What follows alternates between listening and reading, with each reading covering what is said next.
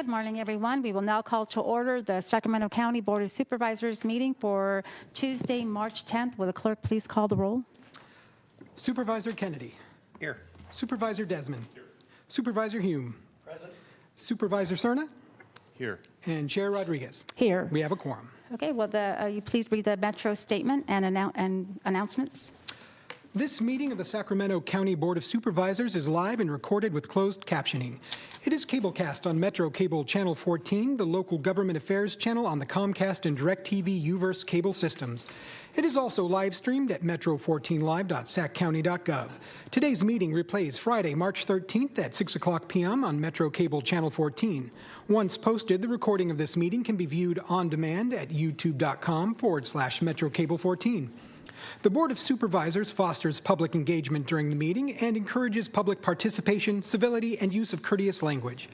The Board does not condone the use of profanity, vulgar language, gestures, or other inappropriate behavior, including personal attacks or threats directed towards any meeting participant. Seating is limited and available on a first-come, first-served basis. Each speaker will be given 2 minutes to make a public comment and are limited to making one comment per off-agenda item. Please be mindful of the public comment procedures to avoid being interrupted while making your comment. Comments made by the public during the Board of Supervisors meeting may include information that could be inaccurate or misleading, particularly concerning topics related to public health, voter registrations, and elections. The County of Sacramento does not endorse or validate the accuracy of public statements made during these public open forums. The recordings are shared to provide transparency and access to the proceedings of public meetings. To make a comment in person, please fill out a speaker request form and hand it to clerk staff. The chairperson will open public comments for each off-agenda item and direct the clerk to call the name of each speaker. When the clerk calls your name, please come to the podium and make your comment. If a speaker is unavailable to make a comment prior to the closing of public comments, the speaker waives their request to speak and the clerk will file the speaker request form in the record. The clerk will manage the timer and allow each speaker 2 minutes to make a comment. Off-agenda public comments will take place for a maximum of 30 minutes. The remainder of the agenda comments will take place at the conclusion of the timed matters in the afternoon. As a reminder, Rule of Procedure 10B allows the chair to establish uniform time limits for people addressing the board in relation to a particular matter. Such limits may be announced at the beginning of each matter posted on the agenda and can include setting a specific amount of time devoted to public comments for a particular item, announcing cutoff times for receipt of request to speak forms, reducing the amount of time per speaker, or other reasonable and content-neutral measures. You may send written comments by email to boardclerk@saccounty.gov. Your comments will be routed to the board and filed in the record. If you need an accommodation pursuant to the Americans with Disability Act or for medical or other reasons, please seek clerk staff for assistance or contact the clerk's office at 916-874-5451 or by email at boardclerk@saccounty.gov. Thank you in advance for your courtesy and understanding of the meeting procedures. Thank you. Supervisor Kennedy, will you please lead us in the Pledge of Allegiance?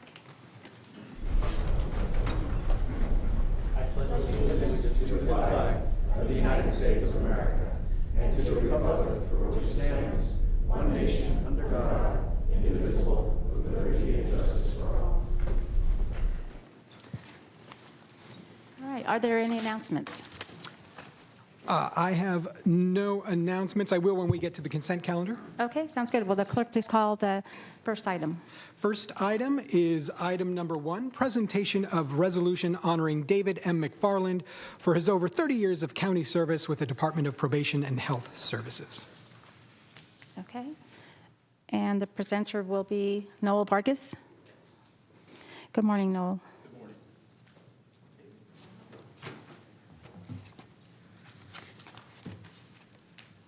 Good morning, Madam Chair, Vice Chair, members of the board. My name is Noel Vargas, Deputy Director of the Primary Health Services Division. I'm here today on behalf of the Department of Health Services to recognize 30 years of service by David McFarland. David is a native of Sacramento, born at Sutter Memorial Hospital, growing up in South Sacramento, graduating from John F. Kennedy High School. He attended Sacramento City College before transferring to UC Santa Barbara, graduating with a bachelor's degree in English. He began his career with the County of Sacramento in November of 1995 as a limited-term employee in the assessor's office working on special projects. From there, he became a permanent employee as an office assistant. In time, he was promoted to an Administrative Services Officer 2 with Probation IT, taking on additional duties and tasks. In 2005, David transferred to the role of Contracts Manager in Probation's Fiscal Services Division. He was a contract negotiator monitor for services to Probation Administration in both Adult and Juvenile Division. In April 2022, David was promoted to Administrative Services Officer 3 in the Department of Health Services, Adult Correctional Health Service Line. In this position, he is responsible for managing EHR tech support, medical record staff, as well as being the division's HIPAA Deputy Compliance Officer. In all these positions, he has had an opportunity to work and collaborate with several other county departments and other local and state agencies in the areas of public safety, health, human services, and support services departments such as general services and DTech. David received numerous letters of appreciation during his tenure with Probation. He was recognized for his work on collaboration between Probation, Boys Ranch, and voter registration, which led him to receiving the Stars of Excellence Award. David, I've had an opportunity to work with David in my 3 years in adult correctional health. David is dedicated, committed, personable, and always there when you need him. He's been an outstanding and exemplary employee, and I congratulate you on 30 years of service, David. Thank you. Yeah. Absolutely.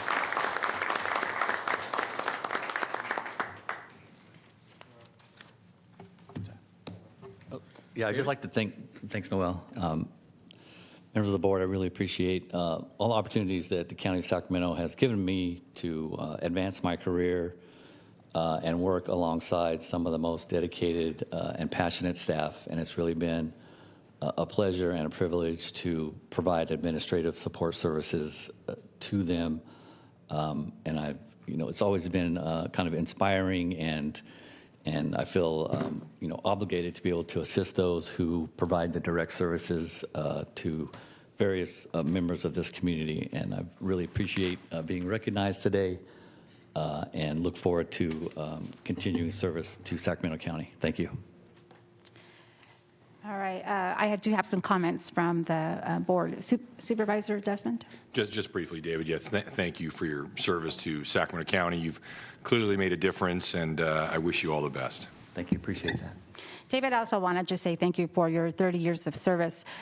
In your role, you have probably touched thousands of lives and individuals rehabilitating their life. And so I always appreciate when people get into that line of work where they are helping people transition from one lifestyle to another. So thank you for your years of service, and you are appreciated. Thank you very much. All right. Thank you. Okay. Thank you, David. Thank you.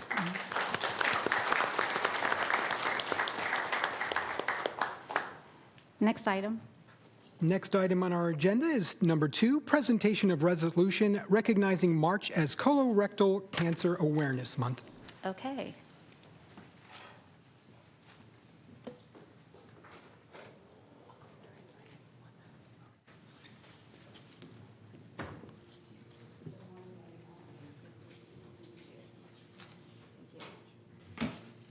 With me here is Mary Beth with the California Colorectal Cancer Coalition. Mary Beth, I want to thank you for bringing this issue to the forefront for a conversation, because I have a personal experience with colon cancer, and I lost my husband 5 years ago.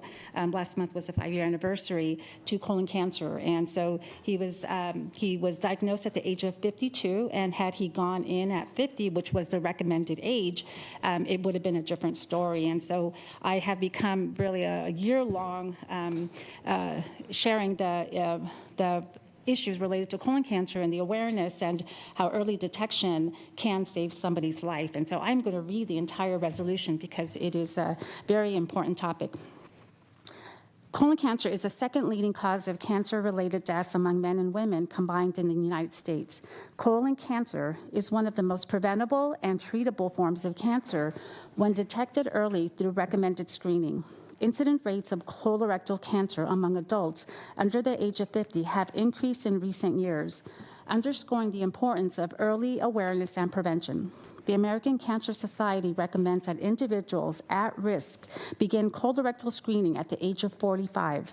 Lack of awareness, access barriers, and stigma surrounding colorectal health continue to prevent many individuals from receiving timely screening. Increasing education about colorectal cancer risk factors, symptoms, and screening options can significantly reduce the colorectal cancer burden and improve survival outcomes. The County of Sacramento is committed to protecting and promoting the health and well-being of its residents through prevention, early detection, and health education initiatives. March is nationally recognized as Colorectal Cancer Awareness Month to promote education, screening, and survivorship.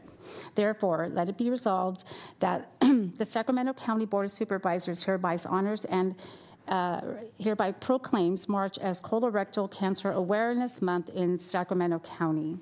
So thank you. Would you like to say a few words? I would love to. First of all, thank you, and I'm so sorry for your loss. Oh, thank you. Yep. I don't know if it's appropriate to hug a supervisor like that.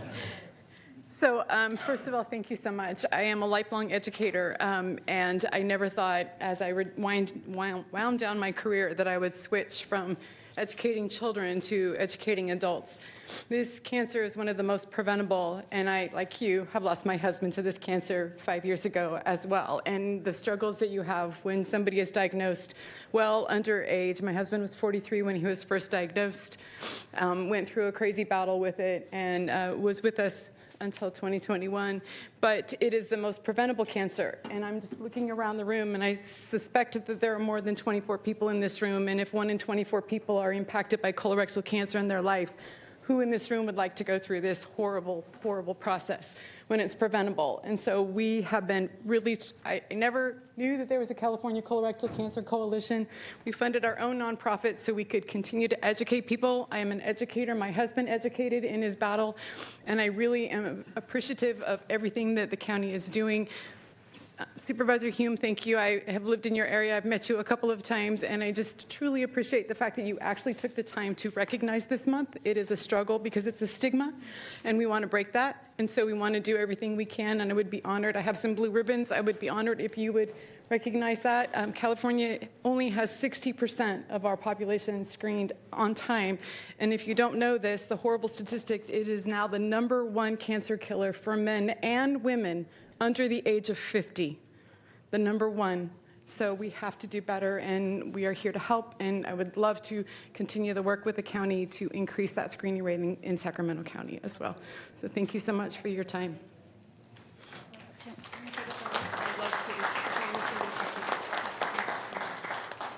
Thank you so much. I'm so sorry.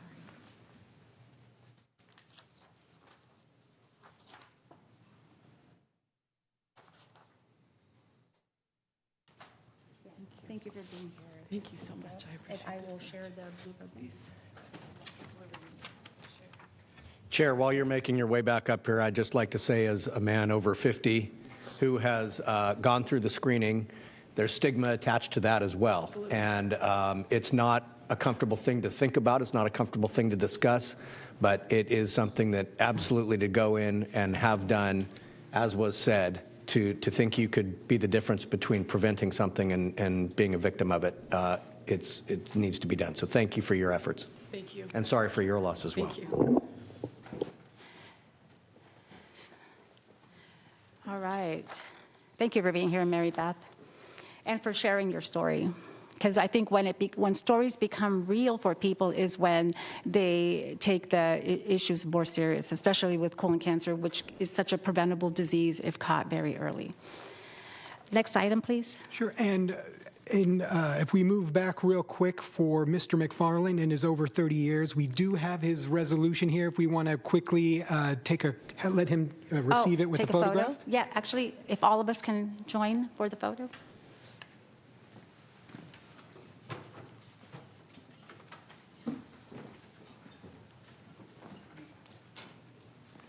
Okay.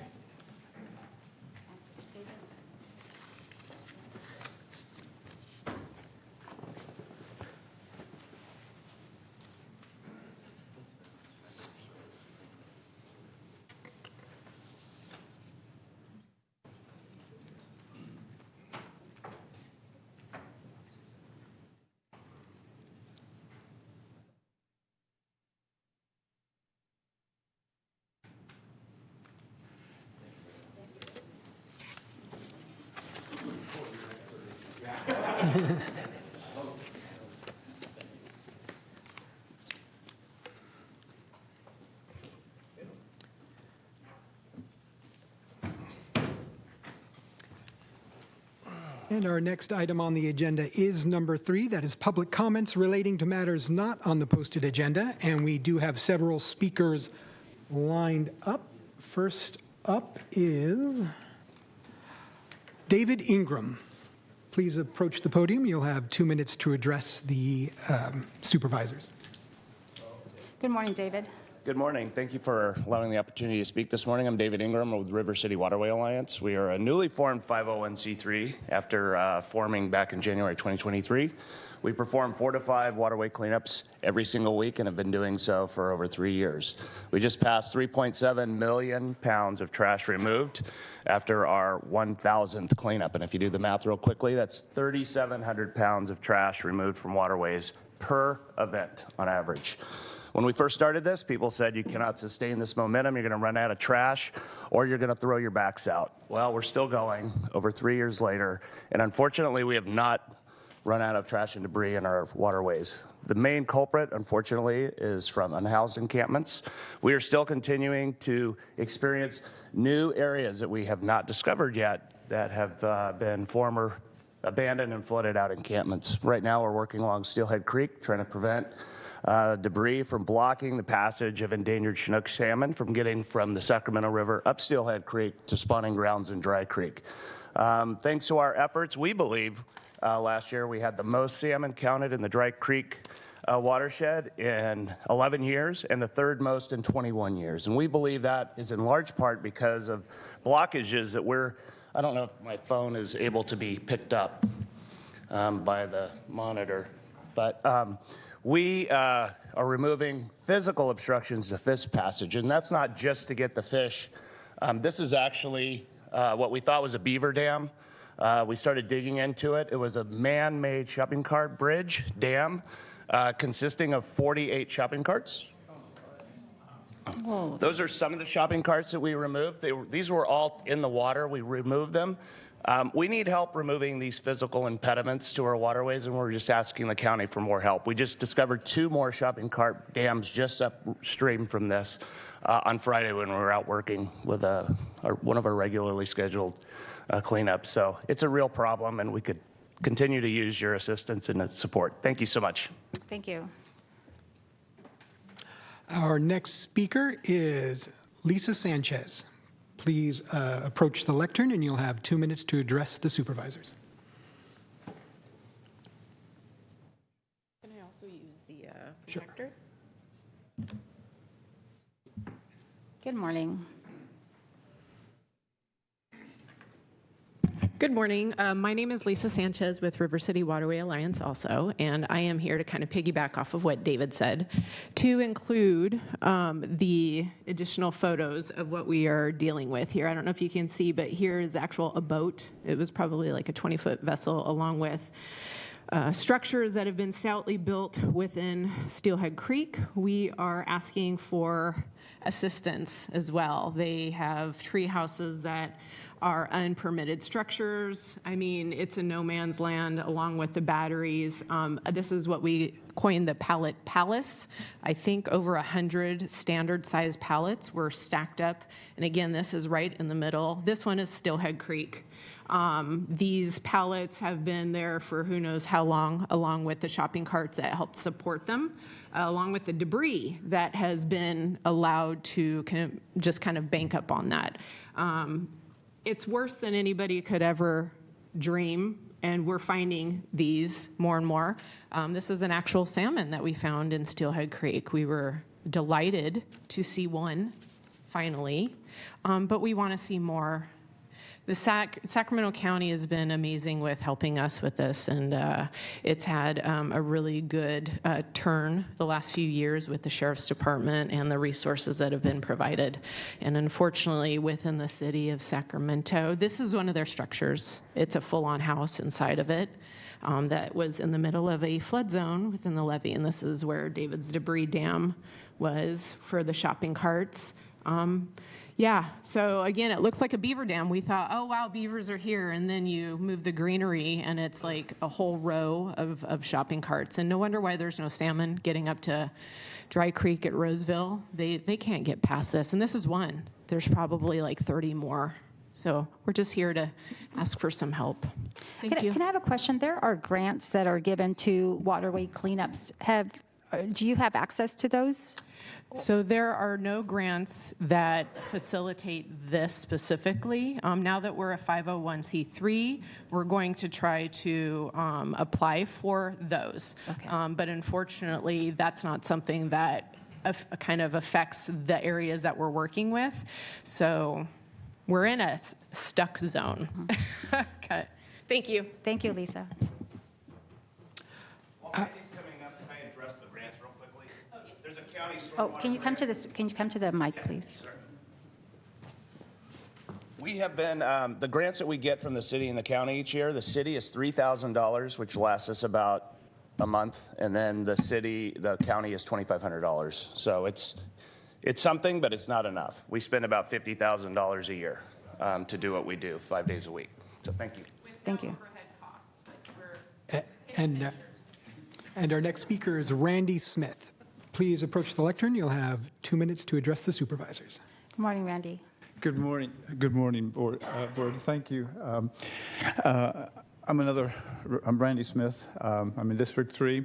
Also a volunteer, or I'm a volunteer with River City Waterway Alliance, which has a tremendous cadre of wonderful people. And I just put this picture up to show we have made a lot of progress. This is what it looked like a few years back. This is Steelhead Creek within the American River Parkway. And this was what started this process of we can't let this keep on going. There's a lot of stuff that's upstream from here. This is by the Garden Bridge, which is above there. You can see the stuff here, Garden Bridge, and removing a lot of stuff. You've seen these pictures before. I think I've shared those sometime in the past years. But this was the condition of Steelhead Creek. This River City Waterway Alliance, along with county parks, maintenance, et cetera, have done a lot to reverse this. And I want to thank the county for all the effort that has been put in on this.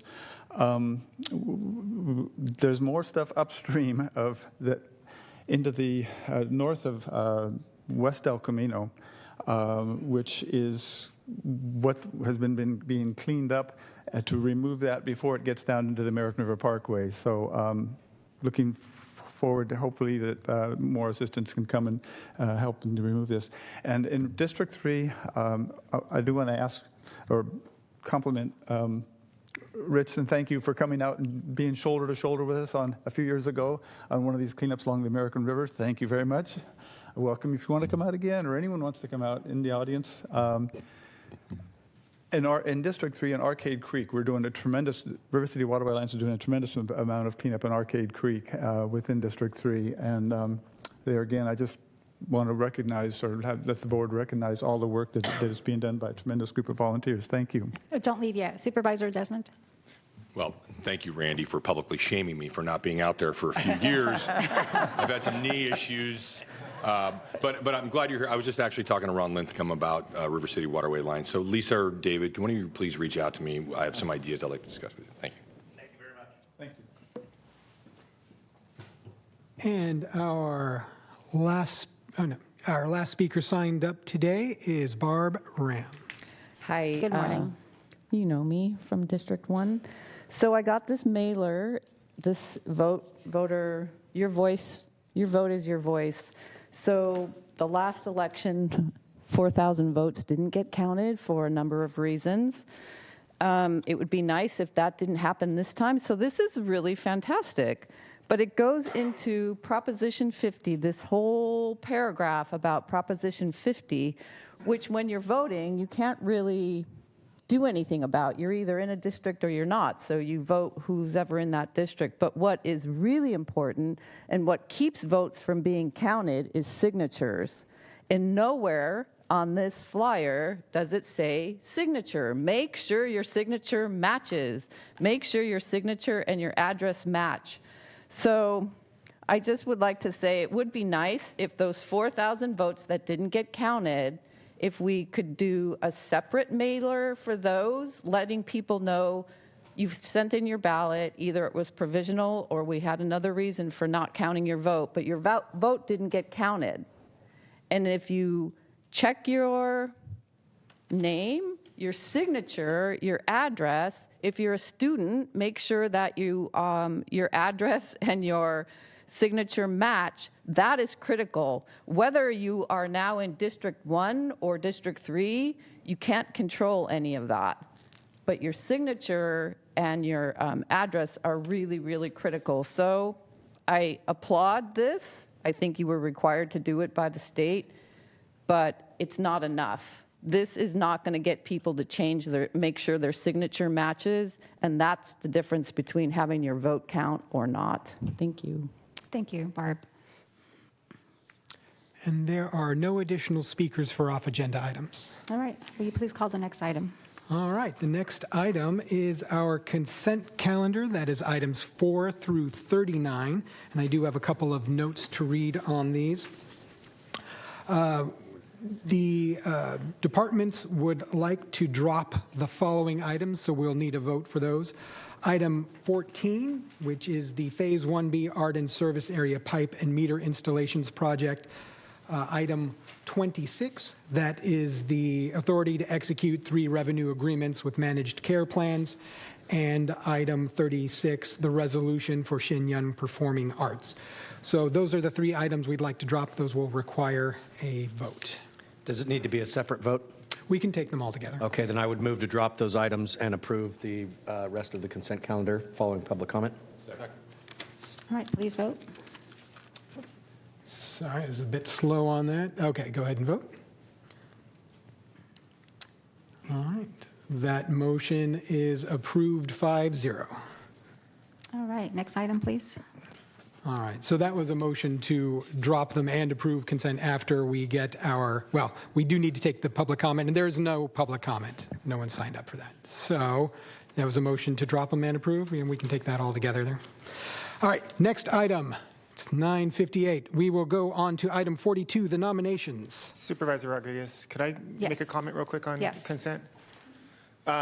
In your consent, I'm happy to, I'm pleased with your vote on item number 4, which is your action to approve the confirmation of Jennifer Claiborne as the new Director of Waste Management and Recycling. Jennifer has more than 15 years of experience working for in the waste management field, and 8 of those years have been here with Sacramento County and in the Department of Waste Management and Recycling. As many of you know, Jennifer is currently the chief of the Division of the Solid Waste Management. She has been instrumental in expanding recycling, organics division, and resource recovery programs, in addition to the #1 champion I continue to hear about in-cab technology and some of the technology things that are happening in waste management. She's also developed as a very strong leader in waste management and improved communication and advanced the county's pride culture within the department. Jennifer has a master's degree in urban land development and bachelor's degree in economics from Sac State, which we all approved, us who graduated from Sac State. We're very fortunate to have Jennifer as the new director, and we look forward to her coming up, and I'd ask her to come up, and maybe she can say a couple of words, and I know she has an entourage of her family here, so maybe she can introduce her family before taking a picture. Good morning, Jennifer. Good morning, Chair and Supervisors. I really appreciate this opportunity because I do have some fans in the crowd. Both of my parents are here and my children, so I appreciate the opportunity to just share a few words of gratitude. As I mentioned, I want to begin expressing my sincere gratitude to you as the Board of Supervisors, to David Villanueva and Dave DeFonte for entrusting me in this role. It's truly an honor to lead a department that plays such an important role in protecting our environment and serving the residents of Sacramento County. I would also like to recognize our current director, Keith Goodrich, who is here as he prepares for retirement. Keith, thank you for your dedication to this department and your leadership you've provided. You've helped put this department on a strong and positive path. And I am grateful for the foundation you have built for all of us. You will be missed. I also want to acknowledge, as I mentioned, my parents who are here today. Thank you for the constant encouragement and belief in me, and for the many ways you've supported my career. especially by helping care for my daughters along the way. I would not be standing here today without your love and support. And for my daughters who are here, thank you for sharing your mom with her career. Your love means everything to me, and I hope that through this journey, you see that dedication, courage, and loving people can lead you to places you never imagined. I'd also like to thank my boyfriend, Justin, for his encouragement and support.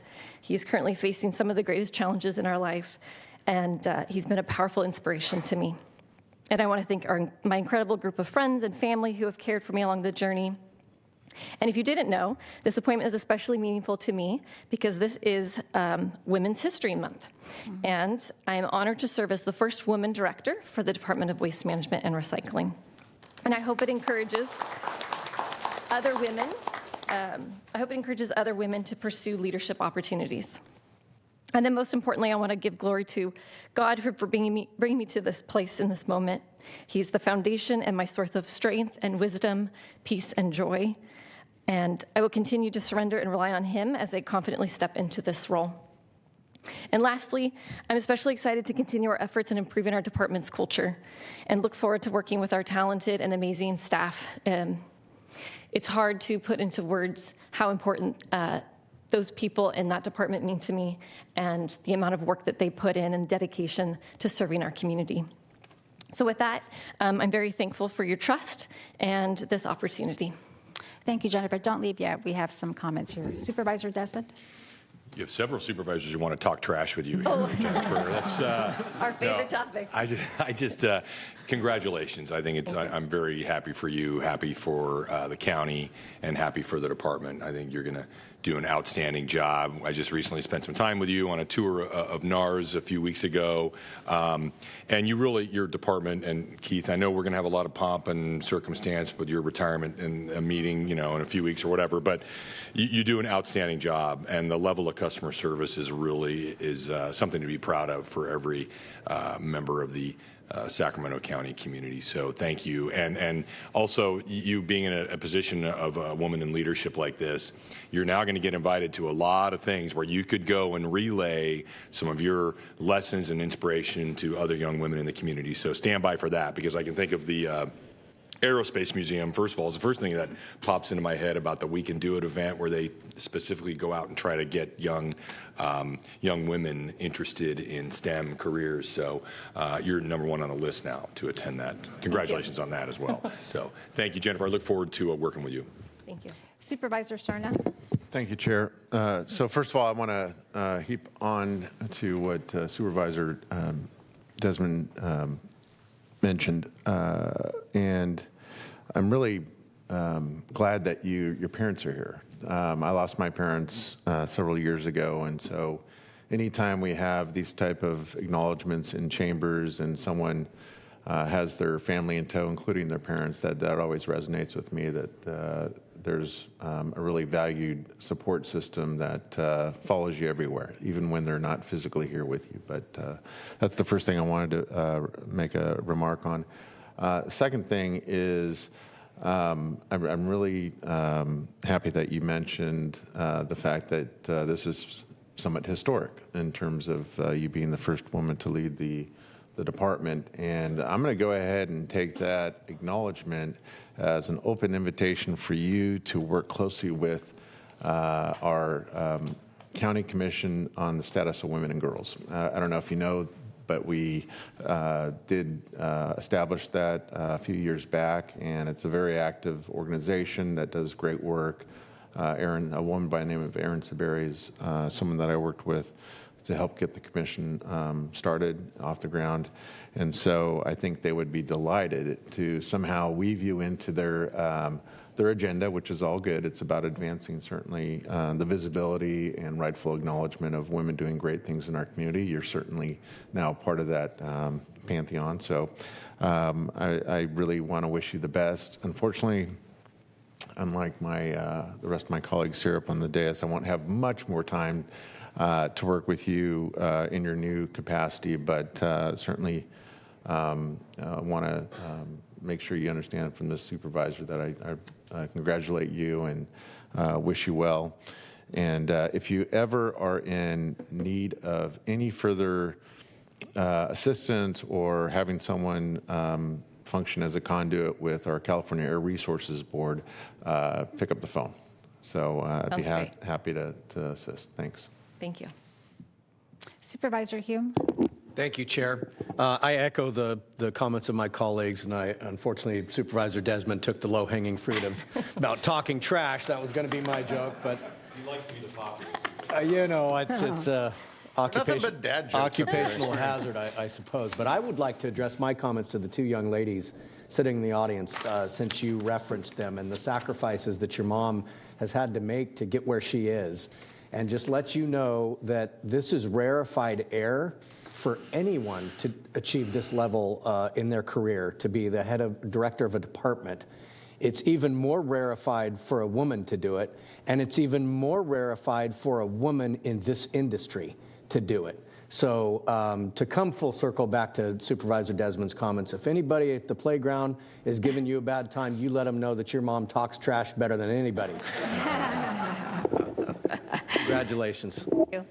Jennifer, I'll make the final comments, but I just want to thank you for your time and your energy and what you've given to the county. And it is really neat to see your family here and to your two daughters that get to witness this special day for you. So thank you. Thank you. Thank you so much. All right. That was fun.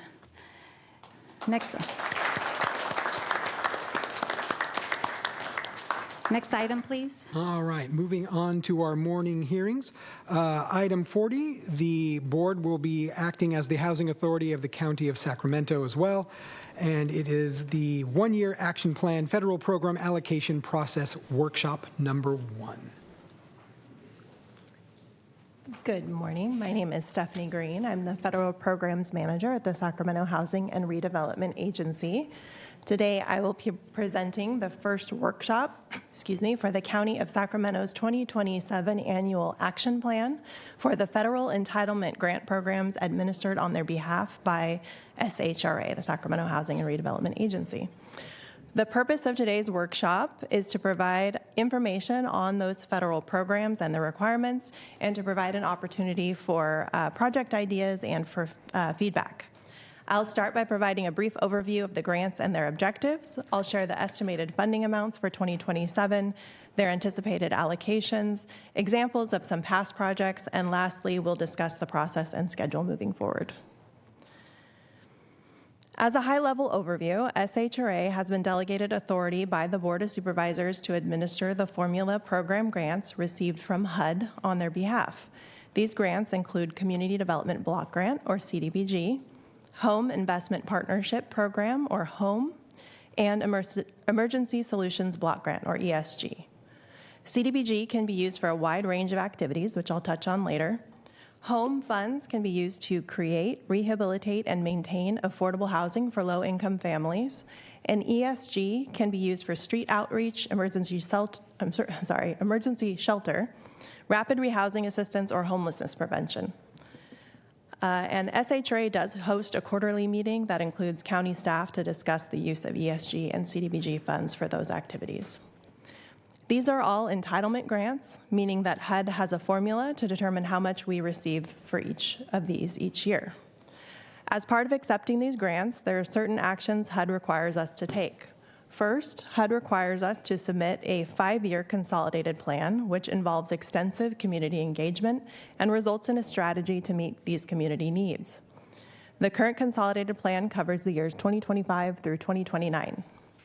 In addition to the consolidated plan, we also have to prepare an annual action plan. This identifies specific activities and projects that are undertaken to meet the CON plan objectives. The CON plan identifies the objectives for the best use of these funds, and the activities we fund in the action plan should identify activities that align with those objectives. This slide shows the objectives identified in the last consolidated plan. Overall, they help to create ladders of opportunity for our low and moderate income residents through the following avenues: affordable housing, public facilities and infrastructure, as well as public services and fair housing. For CDBG, in addition to making sure that projects meet those CON plan objectives, we also need to make sure they meet a HUD national objective. The vast majority of CDBG expenditures meet the national objective of being an activity that benefits low and moderate income persons, which can be accomplished 3 ways. First, it could be an activity that benefits all residents in a low to moderate income area, which means it needs to be in a location where at least 51% of the residents are low to moderate income. And it also needs to be primarily residential. For example, this could be an infrastructure project like a park project in a low to moderate income area. Secondly, we could provide funding to low to moderate income clientele. So this is individuals or households at or below 80% AMI. An example of this would be funding shelters or Meals on Wheels.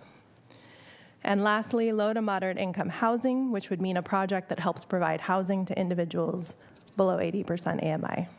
This is usually in the form of gap financing for affordable housing rehab.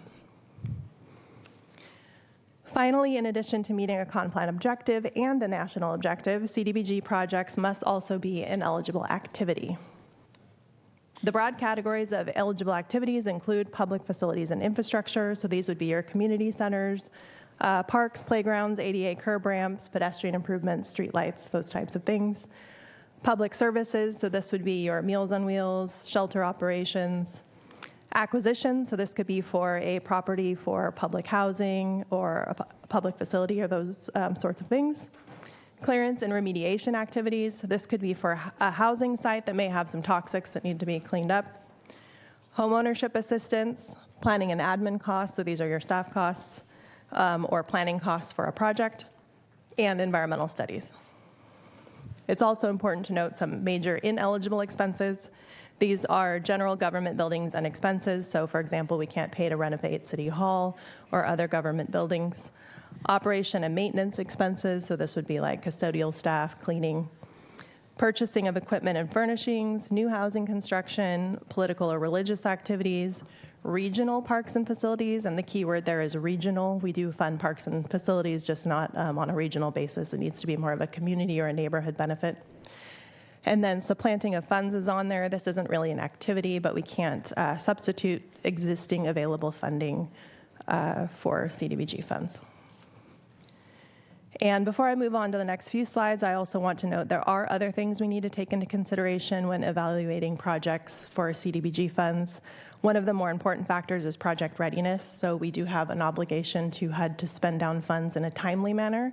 So we do request that projects can spend down the funds within 12 to 18 months. This slide shows what we expect to receive for these grants in 2027.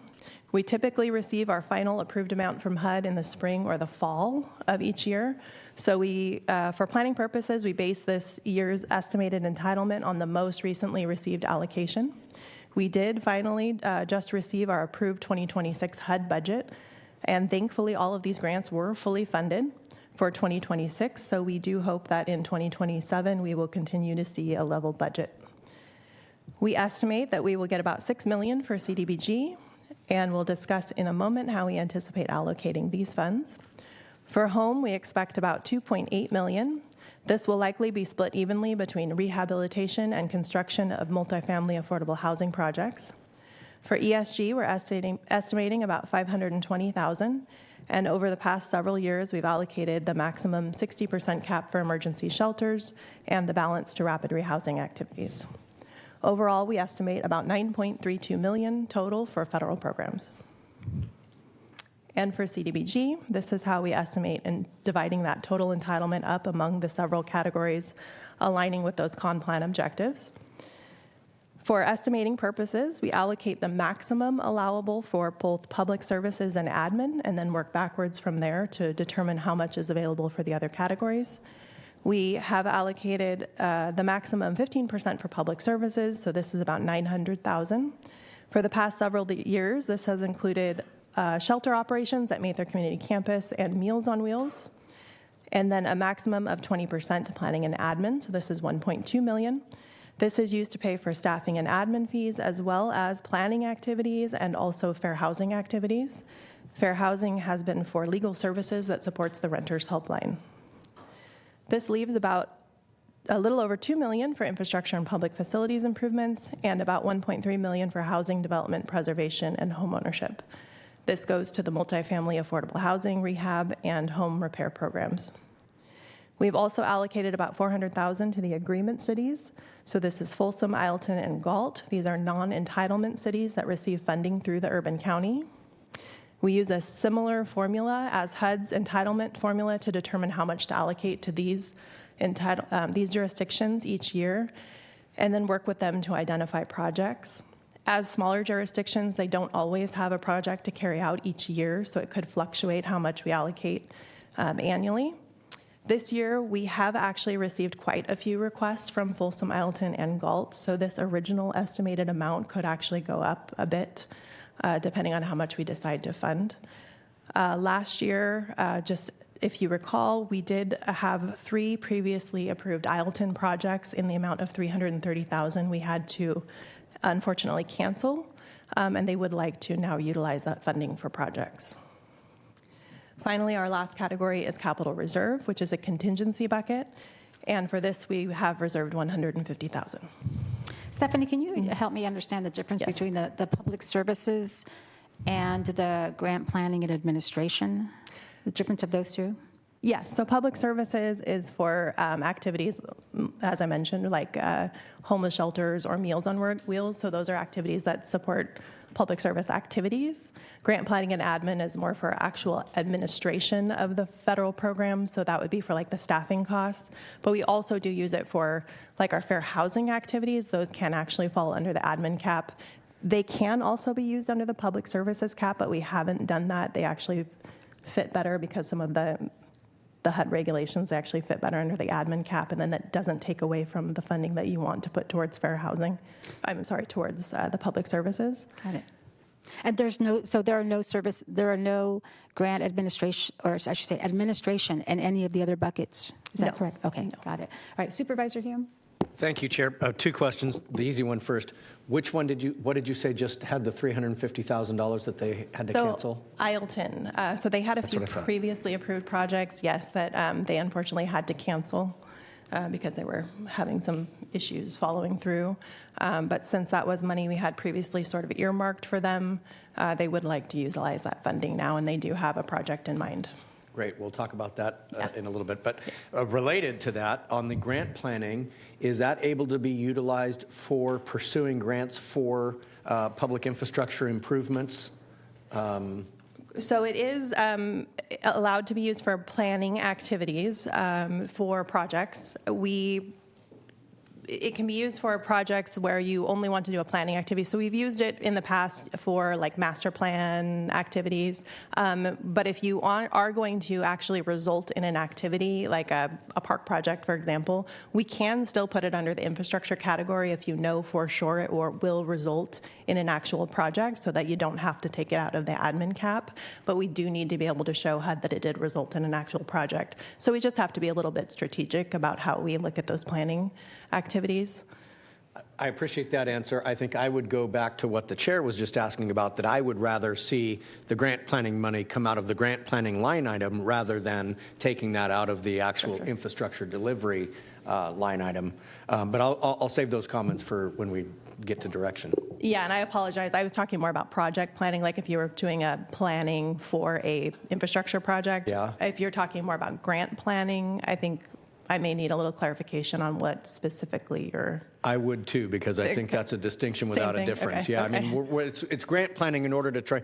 If the project is too large to be accomplished with the CDBG, home, and ESG monies, then we're searching for other monies elsewhere. To me, that's applying for a grant that would fall under the grant planning category. So I apologize. So that the grant planning and admin, that's more, I guess that's probably not the best way to describe this. So it's the administration of these grants, and then the planning would be the planning for the activities in the that we're funding under the grant. So we're planning for the infrastructure activities. So a master plan that would go to an infrastructure. I don't think it would be more planning for additional grants. I'm not sure that would be eligible, but we can look into it. Okay, not to belabor the point, but would it be possible for doing the planning in order to tee up the infrastructure project that then could be taken down in chunks over several years? Yes, I believe that is possible. Okay, yeah. thank you.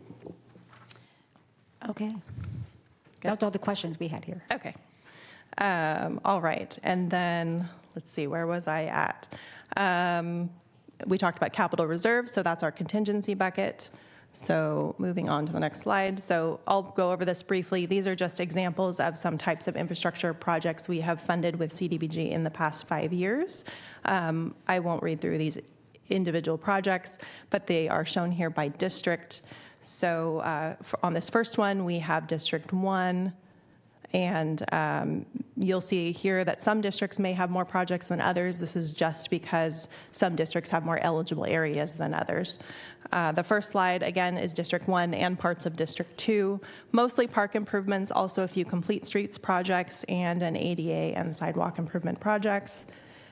Here is more of District 2. This includes some more park and pedestrian improvements. And then District 3 here has some complete streets, pedestrian and sidewalk improvements, and a park project. And then finally, District 4 here, not finally, but District 4 here, we have complete streets, street lights, and ADA sidewalk improvements. And you can also see here the Elkhorn Boulevard Complete Streets project spanned both District 3 and 4, so we do get that from time to time. And then here, District 5, we have street lights, a shelter roof, ADA restrooms, street improvements, and some parks. And then, as I mentioned, unfortunately, it's those last 2 Ileton projects were some of the ones we had to defund, so they are still on here, but they did not get completed with CDBG, although I do think that Ileton did move forward with them with non-CDBG funds. And then, so overall, this One represents... moment, Stephanie. Yes. Supervisor Serna. Thanks, Chair. You may have covered this, so if you did, my apologies. But I just want to make sure I understand on the record that in addition to all the other criteria, it being a economically challenged area, the types of use, the purposes that the funds can be used for.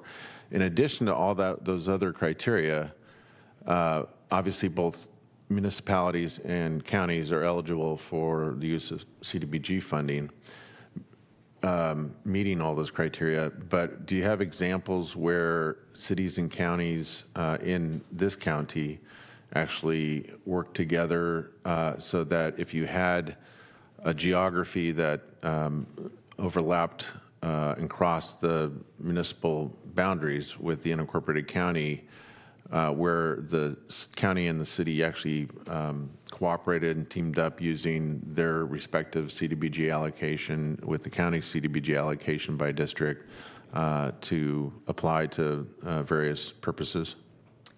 I can't think of an example, but you would have to look at the, I'm just thinking of the way we have to report it to HUD. You would have to look at them as 2 separate projects because we do report out on the city and the county separately. So you would be reporting out on the county's accomplishments separately from the city's accomplishments. So unfortunately for HUD's purposes, they wouldn't look at it as one large project. So it would be interesting to see how we'd have to report out on those. So we don't have any examples where that has happened. I represent a district that has a lot of I'll say interesting, and I'm being kind here, interesting geography between the city's boundaries and the counties. And for instance, if it's sidewalk repair, just citing probably a mutual interest between us both, where literally the city stops, county begins. Do we have some history there where that has happened? And if so, are there any other barriers besides the fact that HUD accounts for it differently? Hi, Supervisor Serna. Christine Weichert from SHRA. So I think public services are the best example of being able to cross boundaries. If you can have, versus capital? Right, but I was going to give you an example of actually, it's the San Juan Motel site that SHRA just helped develop with mutual housing. And part of those parcels are in the city, and some of those parcels are in the unincorporated county. And we were able to use these federal funds in both jurisdictions, but for the entirety of the project. So while Stephanie's right, we had to keep the city on the city parcels and the county parcels. We were able to complete the whole project with both funding sources. Does that take considerably more time and energy on our part? When I say our part, I mean the local government's part, both city and county. That was a difficult project because, you know, everything from the planning department had to look at, in both jurisdictions, had to approve those projects and the infrastructure. So yes, but they're both look at their, you know, their individual jurisdictions. So it does take a little more work, but it is doable. And do we have anything that's kind of set up automatically that when we do a CDBG round, so when we know kind of what the total allocation would be for the county and let's say I'm just picking a city, Rancho Cordova, each year that attempts to like solicit from both city council members and supervisors, hey, is there a common interest here that meets all the underlying criteria that benefits both jurisdictions? Absolutely. We've had those discussions, especially on Stockton Boulevard. That seems to be one of the places where both jurisdictions are very focused and trying to see if we can work together with our funding sources to make improvements there. But we're very open to it anywhere that could happen. And last question on the subject here. Has anyone ever attempted to use GIS to do mapping so like we can get a county-wide better understanding of where the criteria can be met kind of without regard for political boundaries so that staff are better prepared each cycle to say, hey, City of Rancho, County of Sacramento, here are the areas, at least the geographic areas, where if you wanted to, you could team up in terms of, you know, enhanced service delivery or enhanced capital facilities. It seems to me that I've never seen it in my time here, but I'm very kind of driven in many instances by what I can see on a map in terms of the layers that you look through. And it seems to me that that would be helpful to have as a kind of a augmentation of what we already have available to us to help us think clearly about what opportunities there are for the use of rare and scarce CDBG funding. I think that's an interesting concept. We don't often work with the other entitlement cities like Rancho Cordova or Citrus Heights or Elk Grove, but that's a very good suggestion, and we're willing to do that for sure. Great, thanks. Thank you.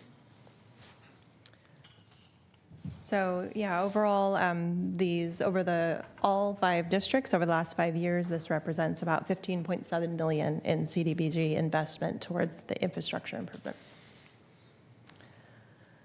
The final slide outlines our process moving forward to identify these action plan projects for 2027. We've already initiated the process with county staff to start thinking about projects, and this is our first workshop in front of Board of Supervisors.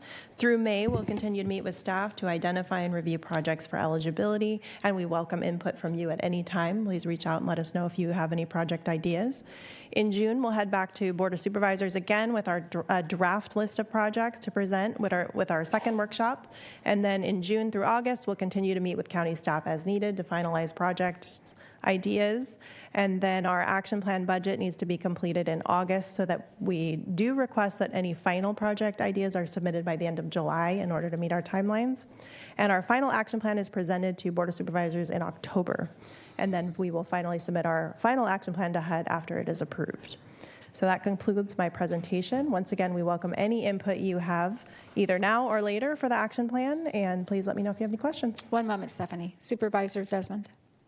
Thank you, and thank you, Stephanie, for the presentation. I think this is, we get this presentation every year, and I know we have questions about it, but this year is a little bit different because of what we initiated at the county, the assessment of SHRA. So I think it's great we're having this discussion, and it made me just think of a few questions, just so I understand. So the entitlement cities, which you mentioned, Folsom, Mileton, and Galt, what amount of the total $6 million? You mentioned on the capital it's $400,000, but it's how much of that $6 million is allocated proportionally to those agreement cities? So we had been allocating, I think it was about little over 100,000. Folsom had been getting 200,000 every year for their Folsom Seniors Helping Seniors program, and then an additional, I think, a little under 100,000 for a potential infrastructure project. And then Ileton and Galt had been getting about 100,000 each year, but they hadn't been spending that every year. They hadn't been coming up with project ideas every year. But we did update our allocation percentage just recently, and I can't recall exactly what that came out to, but it wasn't very much more. And that was just based on the new overall percentages, new underlying data. So, yeah. And then the other cities, the entitlement cities, all the entitlement cities other than the city of Sacramento, do they administer, they all get ESG, home, and CDBG entitlement funding? So separately? the city of Sacramento gets CDBG, ESG, home, and the HOPWA that they administer on the behalf of that they receive on the behalf of the county, the city, and then other jurisdictions. And then the other jurisdictions receive their own CDBG, like Rancho Cordova, Elk Grove. Right. And we just receive on behalf of Folsom, Mileton, and Galt, receive and administer as agreement cities. And then, again, in this period right now where we're doing an assessment of SHRA and how we spend the money and the best use of the money, these entitlement dollars, the county made the decision to have SHRA administer these dollars at some point. Is that correct? That's my understanding. Yes. It's not required by the federal government. Right. And when was that decision made? Has that been the case ever since these entitlement dollars were appropriated by Congress? Or I don't know if Siobhan or David or Stephanie. SHRA has been around for a long time. No, As far as I know, that they've probably always, precedes the entitlement, these dollars, I imagine. So some of the programs have been, we've administered since the inception, home, ESG. CDBG does predate that. I think CDBG was originated in 1982. I think at first, I do know at first, the city and the county administered the CDBG funds, but they transitioned to SHRA, I want to say in 1985, so not long after the program started. Okay. Well, one thing, thank you, Christine, I appreciate that context. One thing I hope we include in the assessment of SHRA is an evaluation of whether this arrangement with these funds flowing through SHRA is the most efficient way to use the funds. Because it certainly occurs to me that we're kind of, SHRA administers the funds, but also the county is involved in administering those funds in terms of coming up with projects. And so I would just hope that our assessment would include an evaluation of that. Is this the most efficient way to do it? Now, I really appreciate Supervisor Cerna bringing up how we can, I think, realize some benefits by looking at city and county projects that maybe cross jurisdictional boundaries, and there certainly are a lot of those in the eligible areas, in areas that I represent as well. But I really want to make sure we look at that, because again, the entitlement cities that don't go through SHRA, presumably they save some time and money by doing it that way. So I just want to make sure the assessment addresses that. And Siobhan, I'm looking at, is that okay? Thank you. And Supervisor, can I add that you've mentioned the assessment quite a bit in that state. While the board has approved the assessment has not been approved by the city of Sacramento, so we're still awaiting their approval for that. So thank you. Yeah, thank you, David, for pointing that out, assuming that the city of Sacramento also agrees to move forward with the assessment. Supervisor Hume.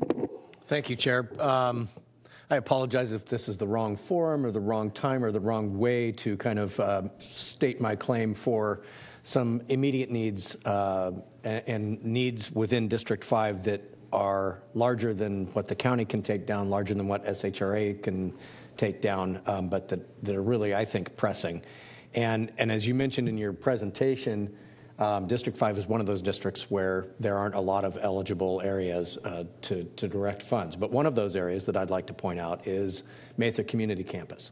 We're currently examining the viability in its current state, what is the best use of funds going forward, but there is an immediate need of the structure of the cafeteria and kitchen facility that is essentially going unused right now because it's not safe for public use.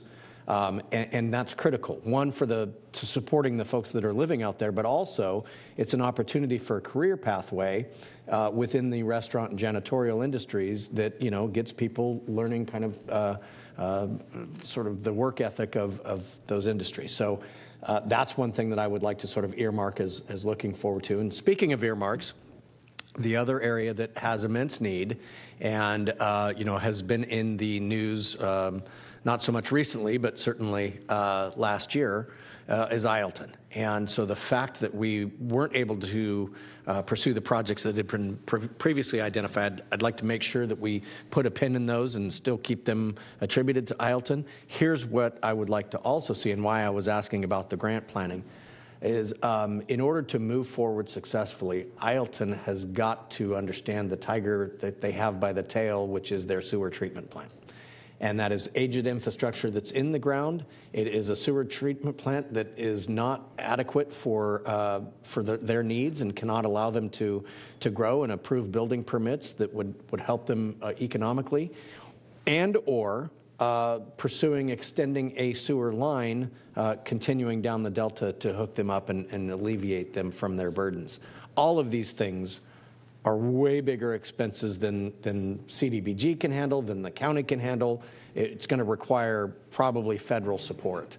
But I don't know how to get there. And so I would just like to put that on the record that I think that is an absolute area where I would like to see my district funds be directed.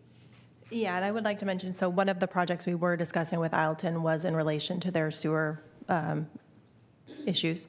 And they did also mention that they were in talks with SACOG about a potential grant to alleviate some of the major sewer issues that they have there. But there was a smaller sewer project that they may be able to work with CDBG funds for. Yeah, I think they're doing berm improvements right now to try and prevent top over in wet months. Yeah, I don't think it wasn't the berm improvements. It was something related to the actual sewer itself. But we need to talk to them further about that.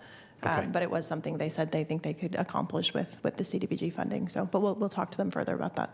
And to the extent, I mean, when you're treading water, everything seems a little bit like a bigger issue. So to the extent we need to help find or guide, whatever we can do at the county, whatever we can do at Sac Sewer to help provide some expertise on how best to deploy funds. Yeah. Okay, thank you. Thank you, Stephanie, for the presentation. Are there any requests to speak? Not on this item. Okay, thank you. All right, thank you, Stephanie. All right, next item, please. Our next item is number 41, annual update from the Climate Emergency Mobilization Task Force, January 1st, 25 through December 31st, 25.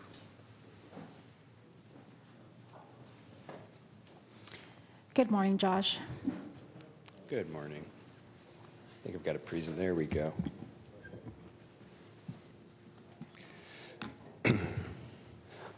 Excuse me. Is the process that I should wait for Vice Chair Hume? You can proceed. Okay, thank you. Fair enough.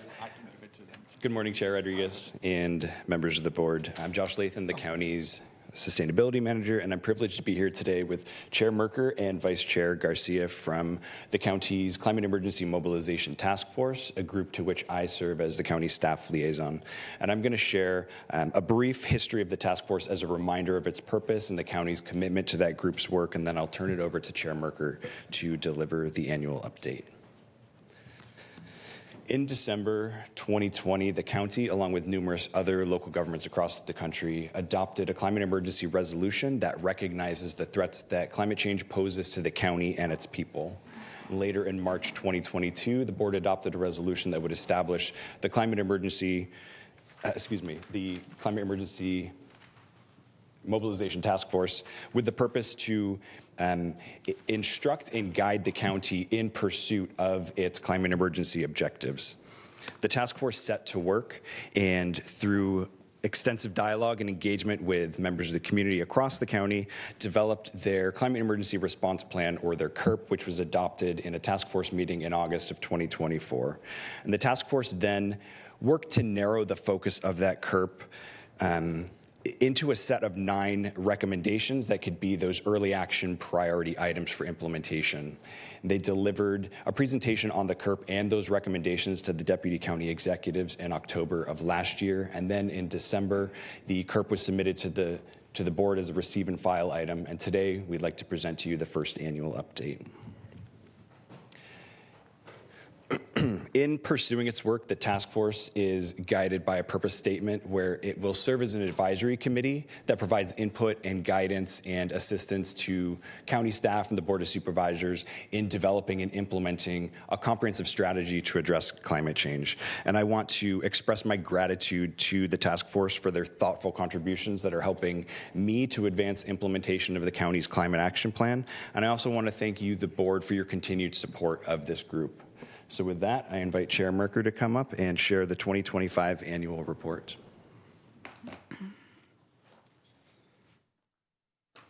Good morning, Sharon. Good morning, supervisors. Thank you for the opportunity to present to you today a summary of what the task force has been working on this last year, as well as a peek of steps we'd like to focus on in the upcoming year.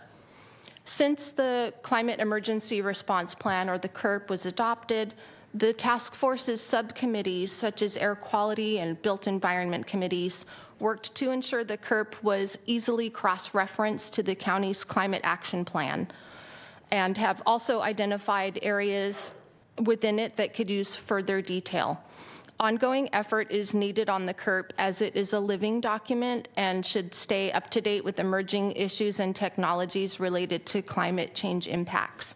Recently, the task force with its subcommittees worked with each other as well as obtained feedback from the public and identified the 9 priority actionable measures outlined in the CERP that county can take to implement some greenhouse gas reduction strategies. These 9 actionable measures were presented to deputy county executives in October 2025. 5 of them are shown on this slide and 4 on the next slide. The task force and the public agreed that these priorities are poised to be relatively more implementable as they already have public familiarity and visibility. They offer both county residents and county facility operations ultimate cost savings, and each item noted has reach into multiple community and environmental benefits. The task force also considered environmental justice community impacts when selecting priority measures that the county can implement, which is an integral consideration in the CERP. An example of multiple benefits from one action, if we could take a look at the last item on this slide, increasing the tree canopy of the urban forest will reduce energy consumption costs required to cool residential and commercial structures, reduce the urban heat island effect, improve stormwater infrastructure, lower CO2 emissions, and advance beautification. For the sake of time, I'll just quickly highlight the additional measures, and full descriptions are in the CERP. And the other items on this slide aim to utilize cleaner energy sources, such as by electrifying new homes and buildings and installing solar at public facilities, or offering low-interest loans for energy efficiency improvements. There is a measure to further reduce greenhouse emissions and solid waste, while at the same time closing the loop to use waste as a resource.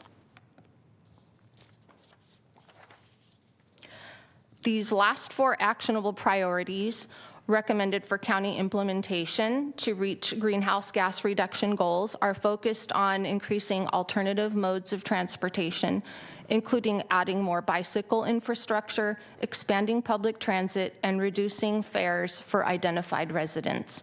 Additionally, updating zoning to promote dense mixed use near transit, and developing a plan to have equitable and accessible electric vehicle charging infrastructure. These measures can be found in the CERP and correspond with specific sections in the county's climate action plan. If you would like more detailed information, I'm happy to get it for you. The task force truly appreciates any opportunity to have any forthcoming conversations on any topics related to how we can assist the county in reaching its climate action goals. I'd now like to share with you what the task force has been doing in the last few months and how we would like to move forward this year.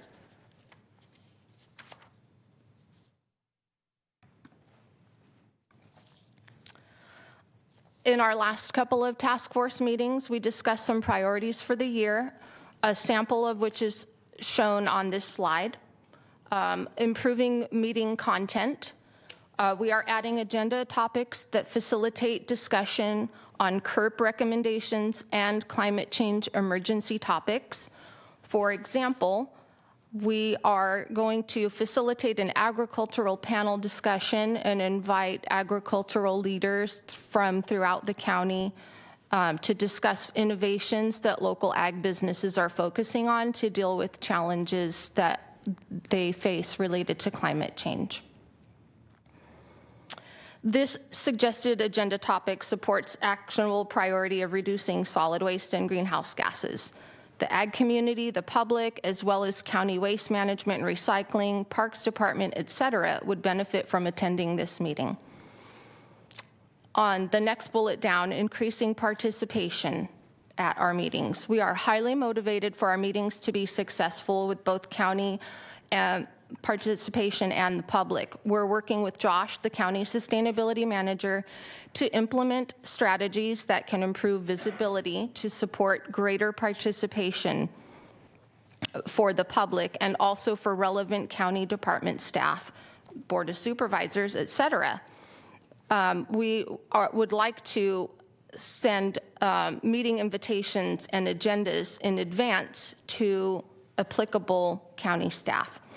One idea to increase visibility is also to improve our task force webpage appearance, which is on the county website. Also improving its accessibility and usefulness. We are also looking into advertising the task force meetings in county email newsletters. We are working to have our agendas provide more detail to increase engagement.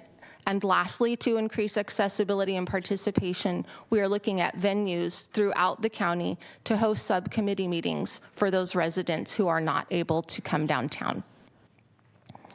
For the last bullet on this slide, this is just an example of upcoming meeting agenda item that one of our subcommittees is working on. The Air Quality Task Force is evaluating available county air quality data sets as they pertain to greenhouse gases to share at an upcoming meeting.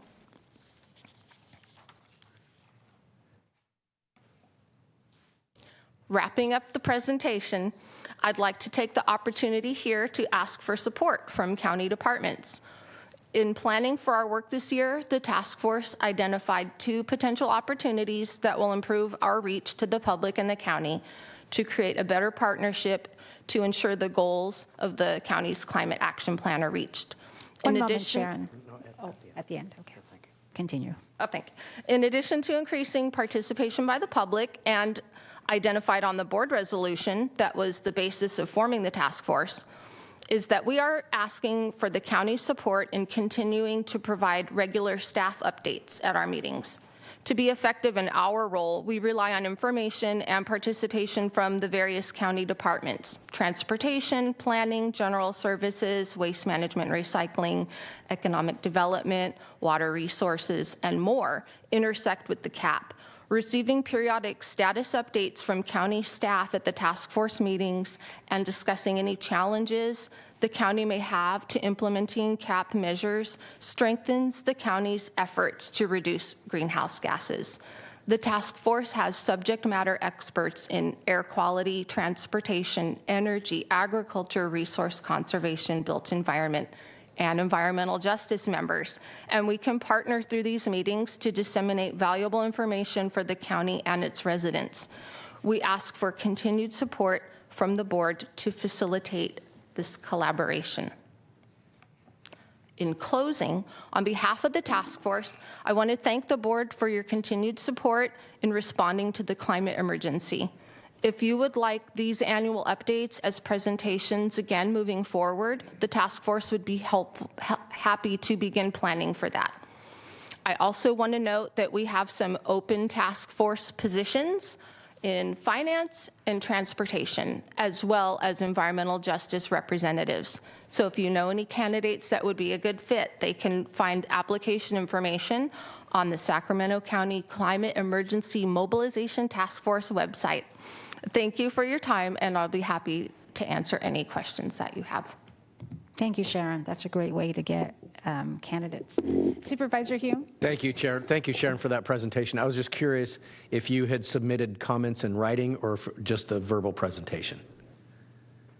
And the only reason why I asked that is both links in our agenda packet go to the same PowerPoint, even though one calls out a PDF.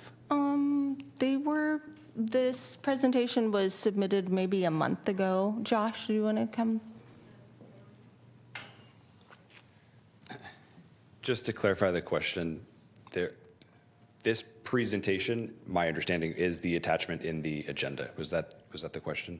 Or if there's a missing item? Question is, I have two separate items on the attachments. One is attachment 1 that supposedly is a PDF of the annual update, and the other one is the PPT, which is the PowerPoint, and both of them go to the PowerPoint. I believe there should have only been one attachment. Those are identical items. Those are the same. That's exactly what I'm saying. Yeah, nothing was missing. They should not have both been listed. Okay, thank you. Sylvester Fadal. Good morning, Supervisor Hume. Sylvester Fadal, Deputy County Executive. The update from the task force was actually submitted to the board last year, and this is typically submitted at the end of the year to the board. And this is just a presentation based on special requests by a couple of the board members. And just to sort of amplify some of the information that has been discussed with the board already, we've placed significant efforts into the task force team. Judge Layton, that arrived just less than 6 months ago, came in with a whole host of experience in the field of designing climate action plan.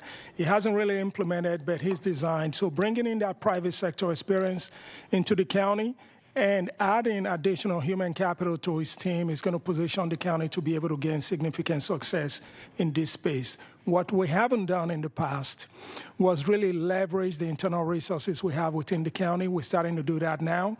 It's not a single position anymore, which was the case for the last 5 years. We've added an additional senior level position. So Josh has got a team of 2, which we hope is going to improve things a little bit. They are having meetings with internal departments, trying to build that internal working relationships, inviting departments to the task force meeting to give updates and presentation to the team as needed. And there's been significant tractions gained.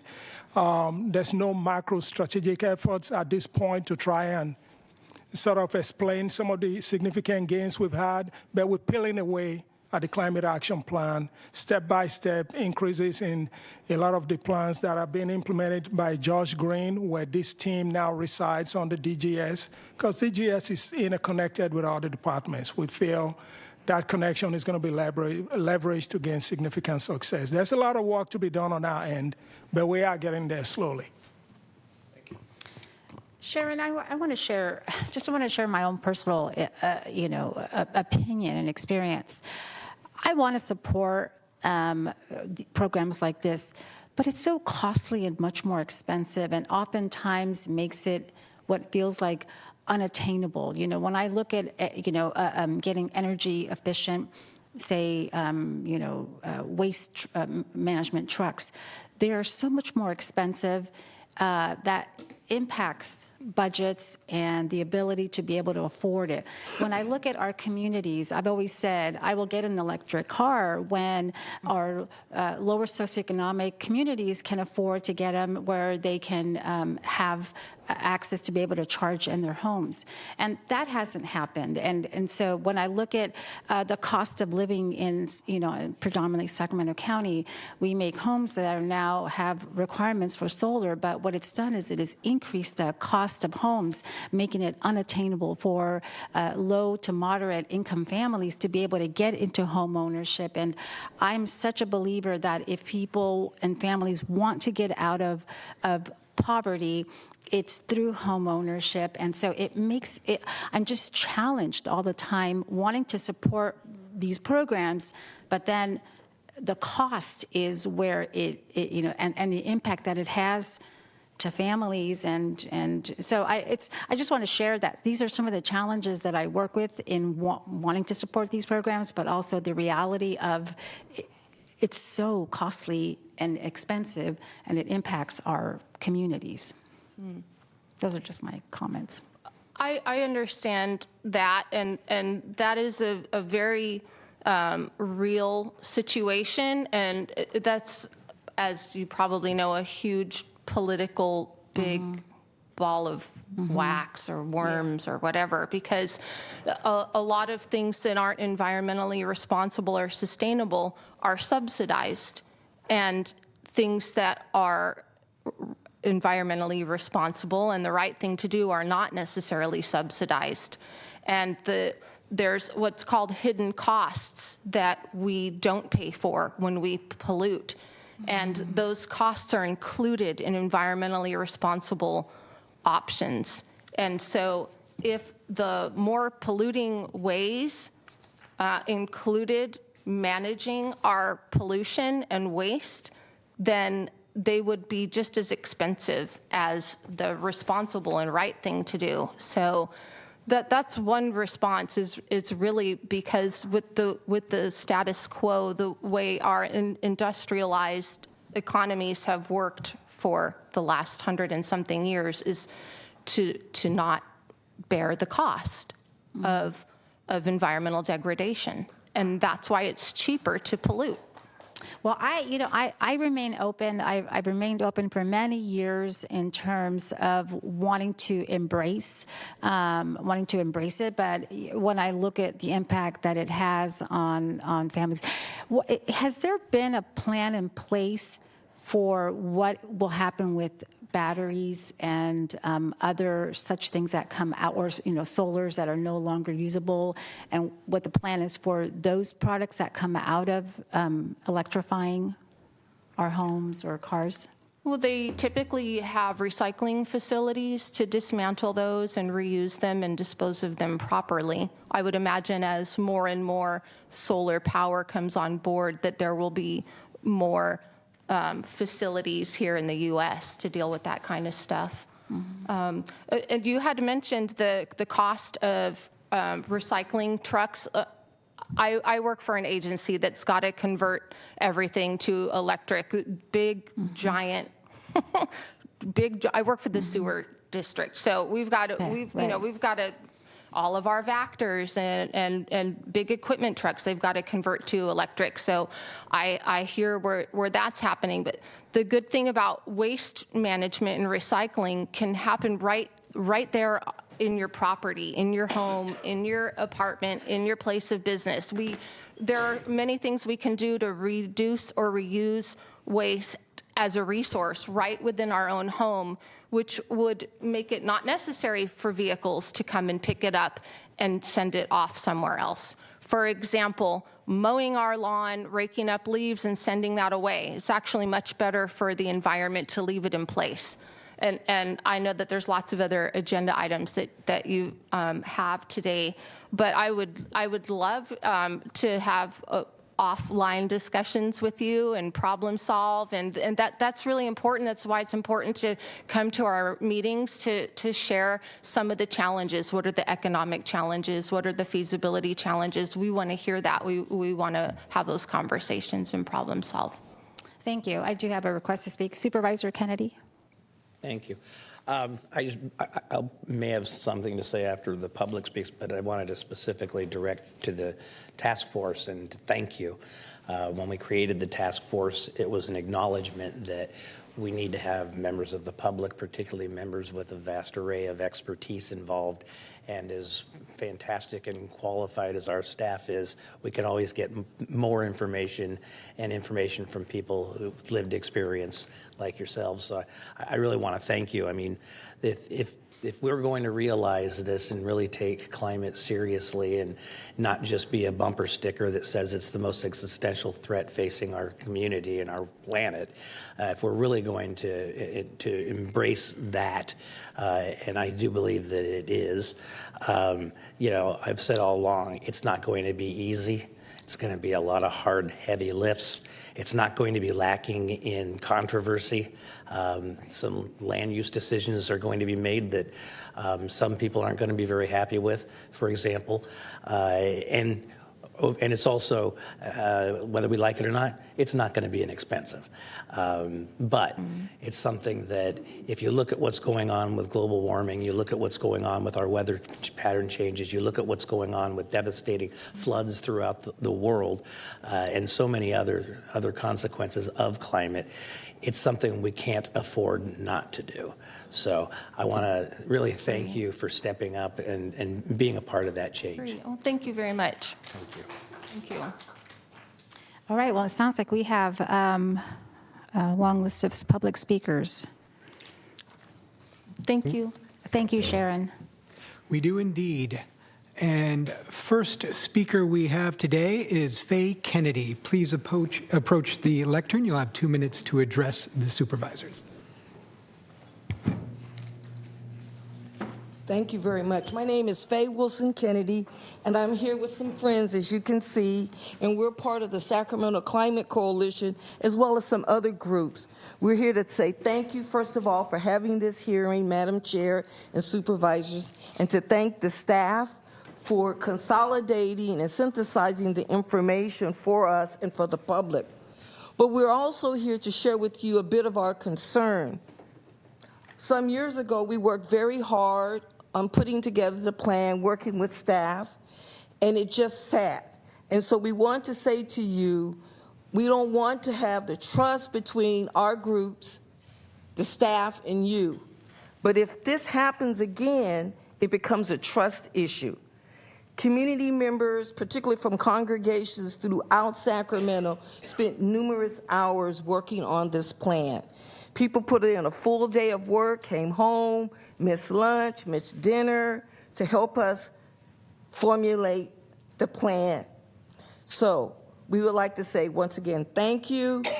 There are going to be speakers that come after me who have a much more expertise in the particular issues. We're going to have people talking about financial, health issues. And so we would like for you to understand that you either pay now up front or you pay later. We are at a climate emergency. People are having a hard time living in homes without air conditioning. I know I grew up in one that we didn't have an air conditioner, but at that time we were not facing 106 and 110 degree temperatures. We also want you to understand how it impacts our unhoused neighbors. We are truly at a climate emergency. So on behalf of the more than 20 plus organizations that signed on to the letter, as well as the organization I represent, we thank you for having us here. We thank the staff, and we look forward to working with you in the future. And thank you very much. Thank you, Faye. Next, we have Chris Brown. Good morning. Good to see you all again. Chris Brown, living in District 1.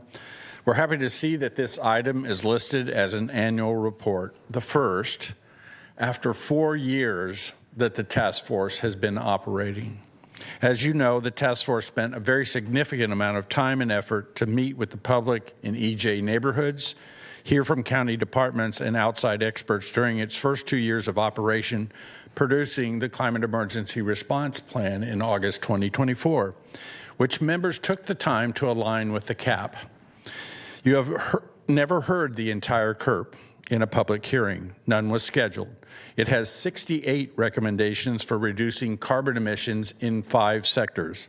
Many of them are low cost, like providing free weather stripping to reduce utility costs, promotion of public-private partnerships, reducing permitting costs for climate-friendly buildings and businesses.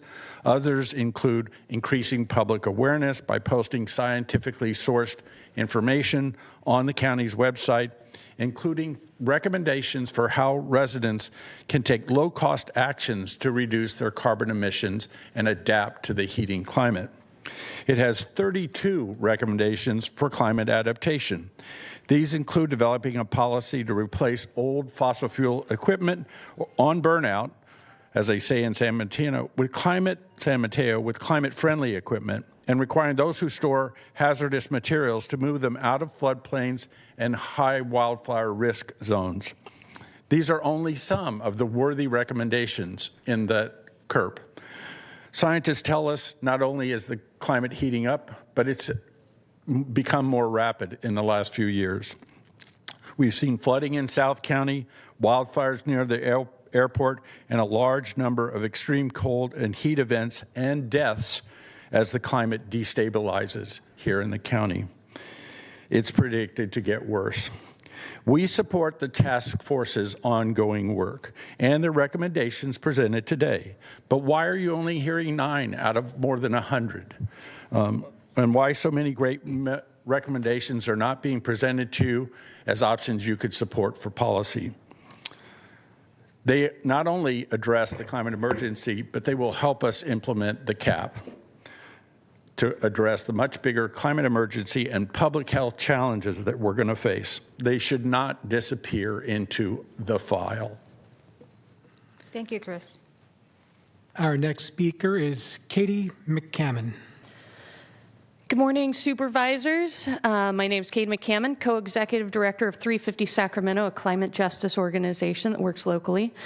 Special thank you to the CETF's ongoing efforts to support a sustainable and safe community. I really want our community, I think all of us want our community to step it up in finding funding for the task force recommendations. We live in a floodplain, and the science is clear that climate disasters will get worse. Nature provides tools for resilience that are low cost and a benefit to everyone. Healthy soils are incredibly important. Regenerative farming and restoring native plants help build stronger, more resilient land. Flood resilience, as I mentioned, is critical in Sacramento. Maintaining healthy soils and ecosystems improves natural water absorption and strengthens flood protection. Soil restoration sequesters CO2. Healthy soils and expanded biodiversity can capture and store carbon dioxide, a major driver of climate change and a threat to public health right now. Nature-based solutions work. Investing in ecological restoration is both environmentally effective and cost efficient. Money cannot be the reason not to protect and restore the ecosystems here and the public who rely on those ecosystems to have clean air, water, and land. The CEMTF recommendations are based on expert data. Listening to science and protecting our ecosystems saves both human and non-human lives. The cost to our community's health will be more expensive if we don't choose to restore soils and protect local biodiversity.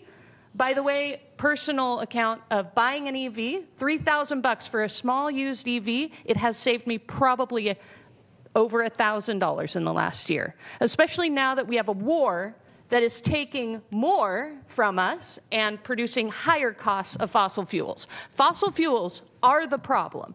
So let's change this and let's make Sacramento a great blueprint for what we can do in other places. Thank you, Katie. Our next speaker is Ralph Proper. Morning, Ralph. Yeah, good morning, Supervisors. Yeah, that's me. I'm a board member of Breathe California Sacramento Region, formerly the Lung Association. I'm retired from the State Air Resources Board, where I was a research specialist in air quality and climate science research section. We support the task force's recommendations, especially noting that their adoption will improve our air quality. The Lung Association points out that we have the 7th worst air quality, unhealthy air in the country for both ozone and fine particles. And we keep reading new research about how bad breathing fine particles is for our health, most recently definitively linked to Alzheimer's disease. The president of Breathe Sacramento is Orville Thomas, who heads the CalEPIC, formerly the California Mobility Center. Its mission is to equip our workforce in the region with the skills they need to deal with the rapid rise of the clean energy workforce. They support our zero carbon goals, and they want to make this region a hub for clean mobility with partners like Sac State and the Greater Sacramento Economic Council. We all agree that we have to for the economic benefit of this county, we need to embrace the move to clean energy. So I just want to mention how this will help us economically.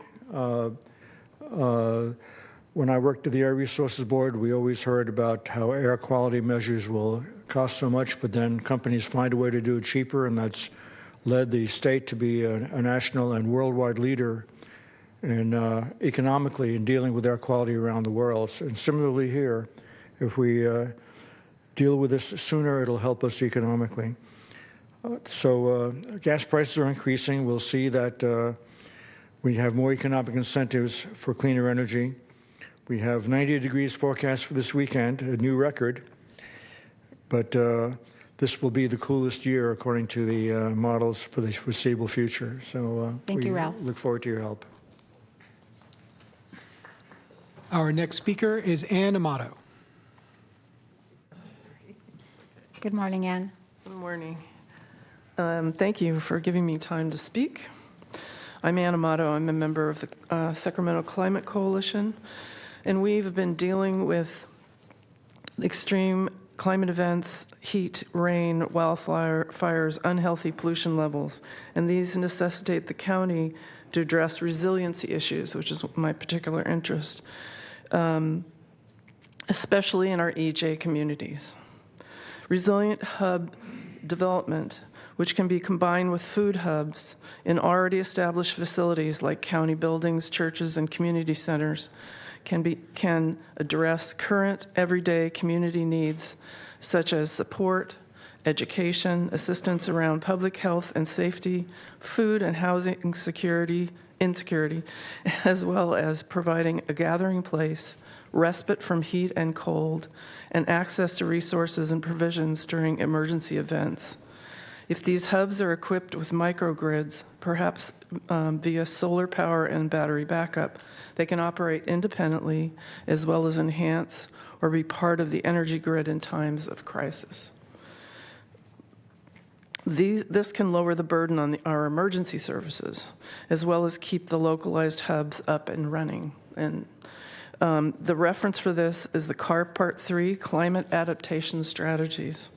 They address those issues. And I know that Chair Rodriguez, you were talking about expense. I would also like you to consider another easily accessible, cost-effective resilience strategy: cool roofs, walls, and streets. This is basically accomplished with paint. The Lawrence Berkeley National Laboratory Cool Science Heat Island Group is a great resource which goes into more detail about this economical strategy. Thank you. Thank you, Ann. Our next speaker is Susan Solars. Good morning. My name is Susan Solars. I'm a resident in Rich Desmond's District 3. I'm a retired environmental scientist. I used to work for the state. I also I have a degree in public health. I'm coming here to support the efforts of the Climate Emergency Task Force, which has consisted of subject experts as well as representatives from the environmental justice community. I am active in several environmental groups, and including Save the American River Association and the Sacramento Climate Coalition. I'd like to point out that the Save the American River Association and Sacramento area congregations together have signed on to support the work of the Climate Task Force. I'd like to point out that the CERP will provide strong benefits for the environmental justice community. Some of the recommendations include, as you know, increasing the tree canopy, which will not only beautify our neighborhoods, but also provide health benefits by filtering particulate matter. The recommendations also are to improve public transit and infrastructure and providing lower cost fares in key locations for youth, as well as the need for sidewalks, bike lanes, and low-cost loans for electrification. In closing, thank you very much. Thank you, Susan. Thank you very much, and we look forward to continued work by the task force. Thank you. And your support of that. And our next speaker is Megan Shumway. Good morning, Megan. Good morning. I'm a retired nurse, and I live in Rich Desmond's district. I would like to see the task force recommendations actually be implemented. So I'd like the Board of Supervisors to publish a list of what they're going to adopt and implement. I have a recommendation for you also. Because a certified passive house, spelled H-A-U-S, buildings are far less energy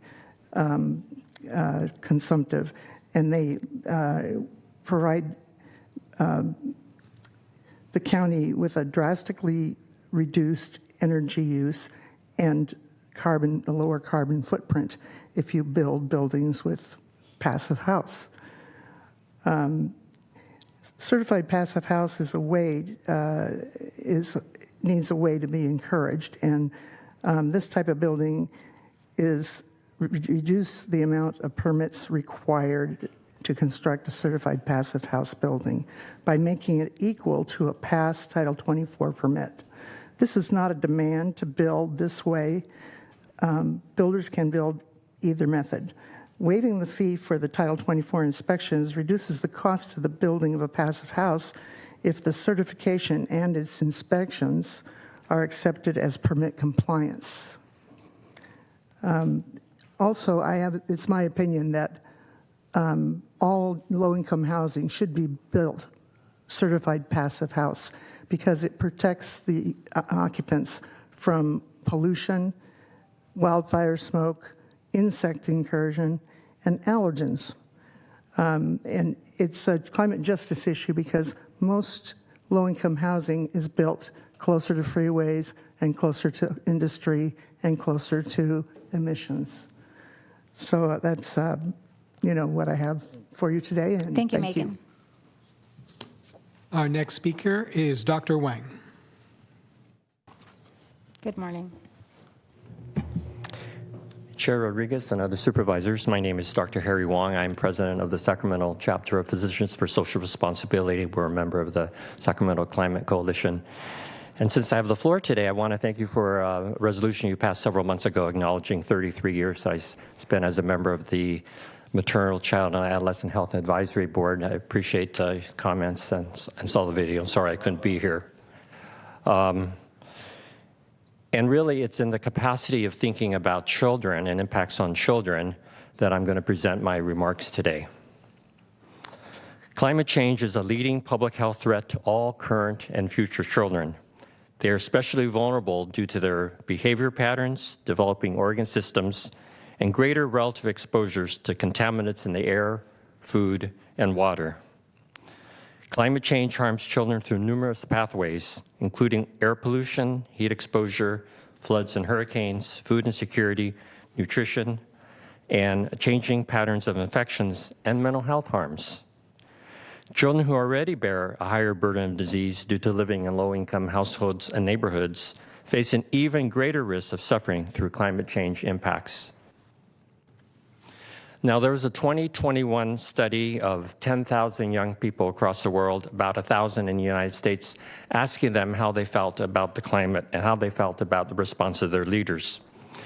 What the study found, it was published in Lancet, is that our children do not trust us or their governments to bring about a future that is safe and secure. The study found a high percentage of youth who are worried about climate, and they did not believe that their governments are taking necessary action. While politicians debate, our kids see an ominous future and they feel betrayed. But there's still time. We ask you to urgently implement the task force recommendations in response to the ever-worsening climate emergency. Thank you very much. Thank you, Dr. Wong. Our next speaker is Doug McPherson. Thank you, Supervisors, for giving me this time. My name is Doug McPherson. I'm a member of the Sacramento Climate Coalition, and I want to thank you, Chair Rodriguez, for your comments about money and how we pay for this. Since you voted for and passed the Climate Emergency Declaration in December of 2020, it's been clear that to reduce greenhouse gases, money would be needed. To that effect, I would ask that you review the excellent funding recommendations offered by Dr. Rosalind Roberts, Associate Professor of Accounting at Cal State Sacramento, and two-year member of the Climate Emergency Mobilization Task Force, which I offer a copy for the record, which I'll give in a second. Some of the specific examples that the Climate Task Force recommended was 1, a vehicle mile travel tax, 2, a regional public bank, commission a public bank feasibility study with the City of Sacramento, 3, ensure we have a stand-up climate finance office with an on-board grant writing team, and 4, release ballot language for a carbon utility fee. These are just a few of the concrete action items that she listed that could provide the necessary revenue required to meet our carbon emission goals. Next, I would request that you ask staff to hold a workshop on climate funding, open to the public, to explore additional funding mechanisms. There are many government entities throughout the country that are facing the same funding challenges and have found innovative ways to address them. The Climate Coalition has identified 10 of them, and we would like to present them for your consideration. The money's out there. Now we just need to go and get it. Thank you for your time. I appreciate it. Thank you, Doug.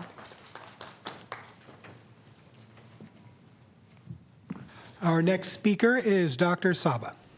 Good morning, supervisors and staff. My name is Dr. Goli Saba, and I'm a family physician and here representing Third Act Sacramento, Sacramento's 700-plus Sacramento elders concerned about climate. Climate change poses the greatest risk to the health of our county and our world, and the rate of which is according to a recent study, has doubled in the last 10 years. We are grateful that 5 years ago you had the vision to declare a climate emergency and form the task force to gather the best knowledge and to form the climate emergency response plan.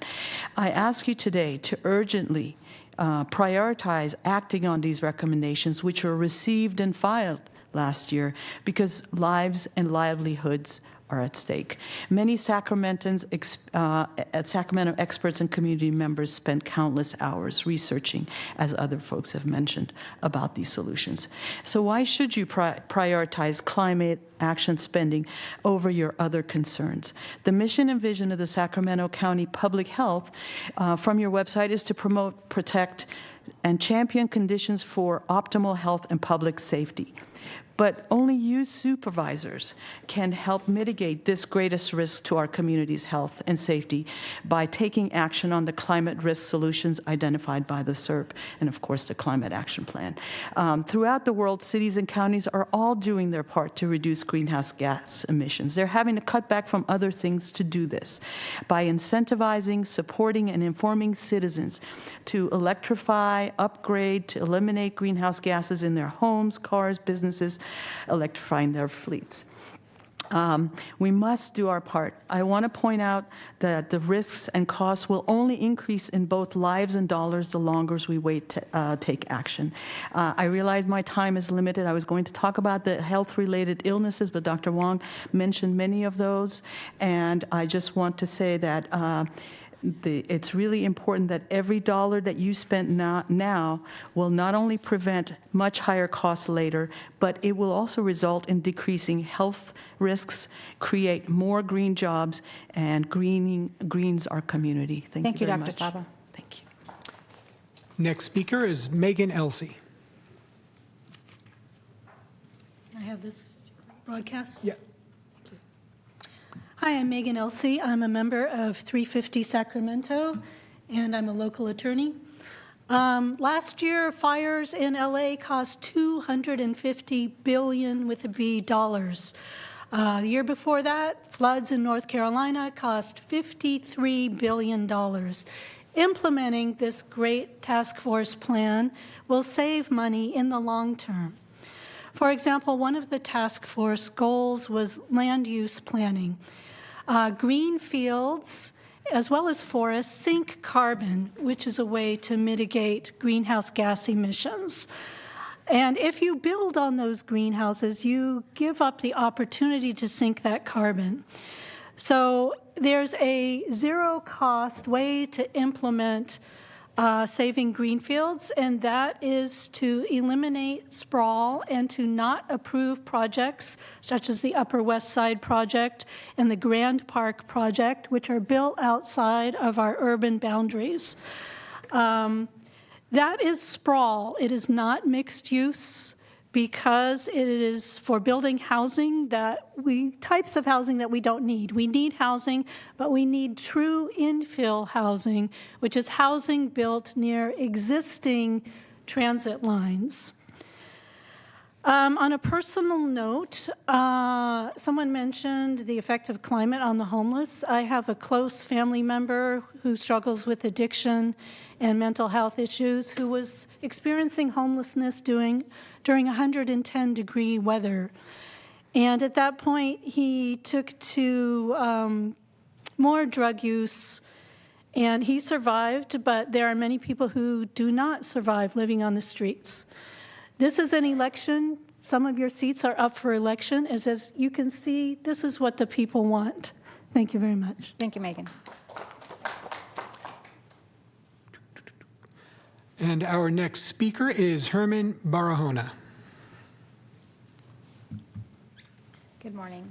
Good morning, Madam Chair, members of the Board of Supervisors. My name is Herman Barahona. I'm the Executive Director of the Sacramento Environmental Justice Coalition. I'm here to support the efforts of our allies here today. I wanted to share a quick story with you. We sent a delegation of SAC-EJC to the great state of Louisiana to learn from the New Orleans Parish, or Orleans Parish. That trailer you see there is a solar power trailer that we use here in Sacramento. We have two of those that we use here for our unhoused neighbors, that we use for neighbors who lost electricity through SMUD for different reasons. We provided that electricity for free. We power it up. Our volunteers or our staff help support that. And it's a very affordable network, what we call a beehive. There are very, very creative ways that the state of Louisiana is addressing their hurricanes, their tropical storms. They are the epicenter of climate change.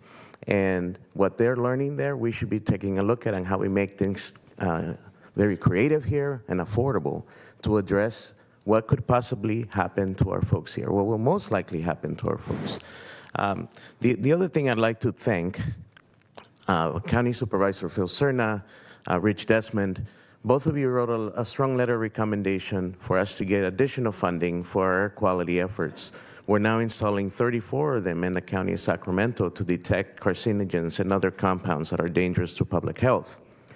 That taught us in that effort that we need to find funding outside of the county budget, of course, which will be a way to not only teach people about air quality and other efforts here in town, but to hire people locally. We have a non-house person that's running our program right now.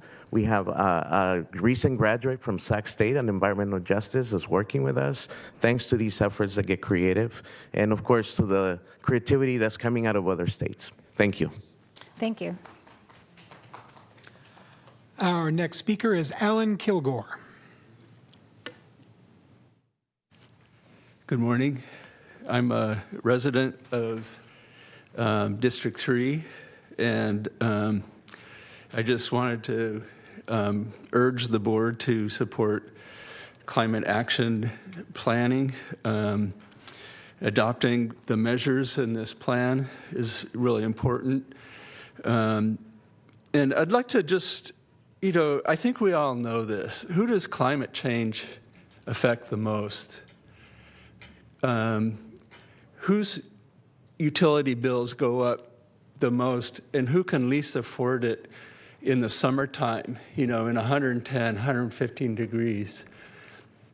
That's why we need climate action planning now. It's going to take a sustained effort over a long term. And really, the people who are speaking here today want the same things as you decision makers. We want a livable planet into the future for our children and grandchildren, future generations. And the science is clear.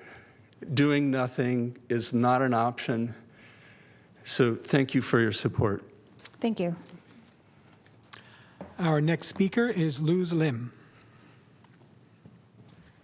Good morning, Chair and Supervisors. My name is Luz Lim, and today I am speaking in all of my capacities as a representative of the Environmental Council of Sacramento, an early career person with an eye on policy, and a young woman of color living in Sacramento to express my strong support for the Climate Emergency Mobilization Task Force. Sacramento isn't the only place facing a climate emergency, of course, but we do have a lot of environmental factors to be particularly concerned about as we face more extreme weather, including flood and drought risk, extreme heat, and air quality concerns. And no one faces the immediate reality of this climate crisis like our disadvantaged communities, as many have said today. So a big thank you to the board for declaring a climate emergency back in 2020 and to the task force for going out into the community and diligently compiling a climate emergency response plan. Strategies like the Pay As You Save program are the structures we need to realistically empower everyone in Sacramento to engage in the climate adaptation initiatives that local, regional, and state bodies are all striving to accomplish. The Pay As You Save program, which provides financial options for low-income households for climate adaptation transitions, is particularly essential to show that we will not sacrifice the communities that have already borne the brunt of environmental injustices. Everyone in Sacramento matters and deserves the opportunity and structure to engage in much-needed regional change. And from an environmental organization's perspective, I am personally excited for the opportunity to work closer with the task force and the county to implement climate readiness strategies. We at ECOS want to see the emergency response plan move from paper to implementation, and we'd love to provide any support we can to make that happen. Thank you for your time today. Thank you, Luz. Our next speaker is Kathleen Williams. My name is Kathleen Williams, environmental lawyer, member of the Poor People's Campaign in Sacramento. And I'm just going to speak briefly. I unite with the other speakers, but I want to bring to you a sense of urgency. I'm from District 1 in Sacramento. The voters are restive. They want to see affirmative actions that will protect our city, protect our children, protect our environment, protect our rivers. This is very popular, and I urge you, it's not just fossil fuels, it's political will. I urge you to use that political will for the benefit of the city. Thank you. Thank you. Our next speaker is Carol McKee. Good morning. Good morning. My name is Carol McKee Mark, and I'm speaking on behalf of the League of Women Voters, Sacramento County. The League supports strong actions, somebody did that, strong action to protect the environment, reduce greenhouse gas emissions, and ensure resilient communities in the face of climate change. I urge you to review and adopt the full climate emergency response plan from 2024 August. We are already seeing the climate emergency through extreme heat, wildfire smoke, drought, and flooding. Even in a time of budget deficits, this is a low-hanging fruit in this plan that can be implemented quickly and at little cost. We support developing new revenue streams for larger programs because inaction will cost far more, as we've seen from the billions spent cleaning up after fires and floods. Thank you very much. Thank you. Our next speaker is Ruth Holton Hodson. Good morning, Supervisors. Ruth Holton Hodson with Third Act, and I've sent around some fact sheets that will go into further depth from what I'm about to speak. You know, the cost of inaction is so much greater than the cost of actually doing something. And so according to the UCLA Healthy Places Index, our region can expect in just 10 years, so by 2035, an average of 45 days of temperatures over 100 degrees and 4 months of over 90 degrees. What is that going to do for our communities in Sacramento, particularly the low-income communities? But there is, in fact, a solution to the cost question.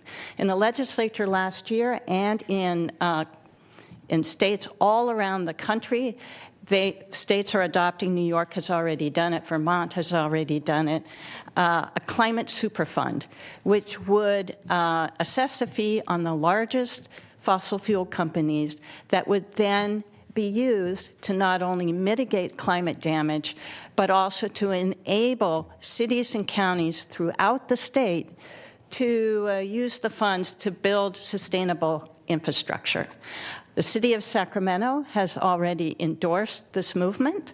It has been endorsed by 27 cities and counties across the state. It was in a bill form this past year. We're bringing it up again next year. It's called the California's Polluters Pay Climate Superfund Act. I've sent you a fact sheet about it. And this really is, everyone says that there's no money. And so we have to create a new resource.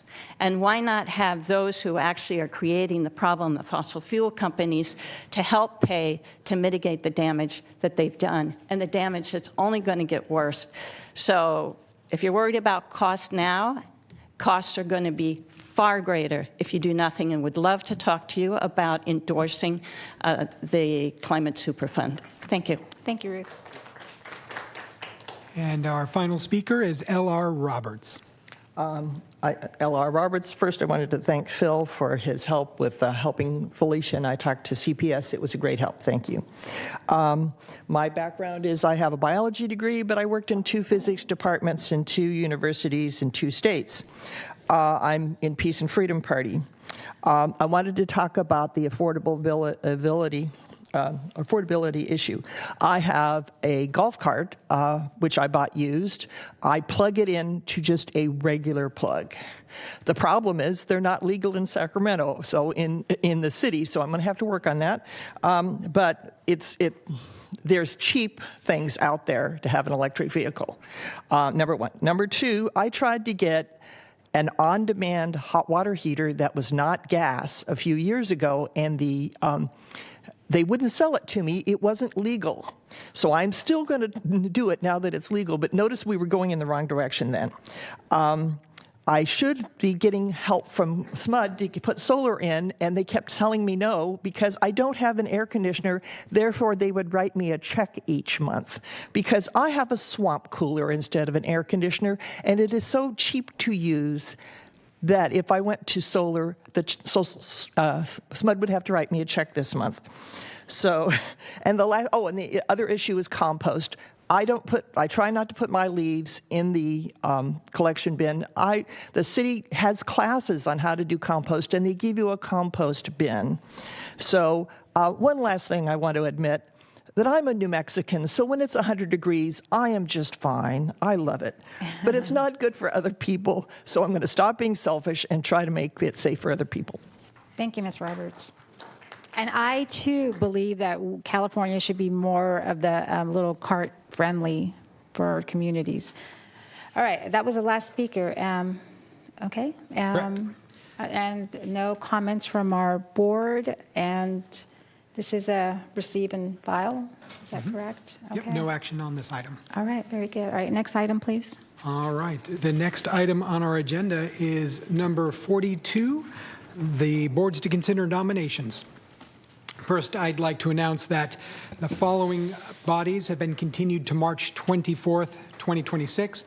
Antelope Community Planning Advisory Council, Cosumnes Area Community Planning Advisory Council, County Planning Commission, County Service Area 4B, Slough House, Wilton, Cosumnes, Foothills Farms Community Planning Advisory Council, Maternity, Child, and Adolescent Health Advisory Board, Sacramento County Commission on the Status of Women and Girls.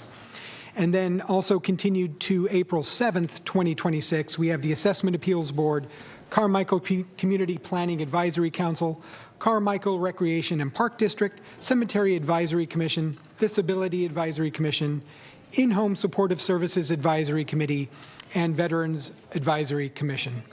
And the following boards are continued to April 28th, 2026. We have the Delta Citizens Municipal Advisory Council, Equal Employment Opportunity Advisory Committee, Natomas Community Planning Advisory Council, North Highlands Community Planning Advisory Council, Southeast Area Community Planning Advisory Council, and South Sacramento Area Community Planning Advisory Council. Which brings us to today's nominations. First on the list, we have the Adult and Aging Commission. Chiefs recommend continuing to March 24th. March 24th, thank you very much. Next on our list, Fair Oaks Community Planning Advisory Council. There are 5 District 3 nominations. Please reappoint Rebecca Fitzgerald and nominate Elisa Sabatini and continue the remainder to April 7th. April 7th, thank you. Next, we have the Galt Arnos Cemetery District. There are 2 District 5 nominations. Thank you. We would like to reappoint George Hegner and nominate Rich Lozano and waive the process. All right, waiving the process.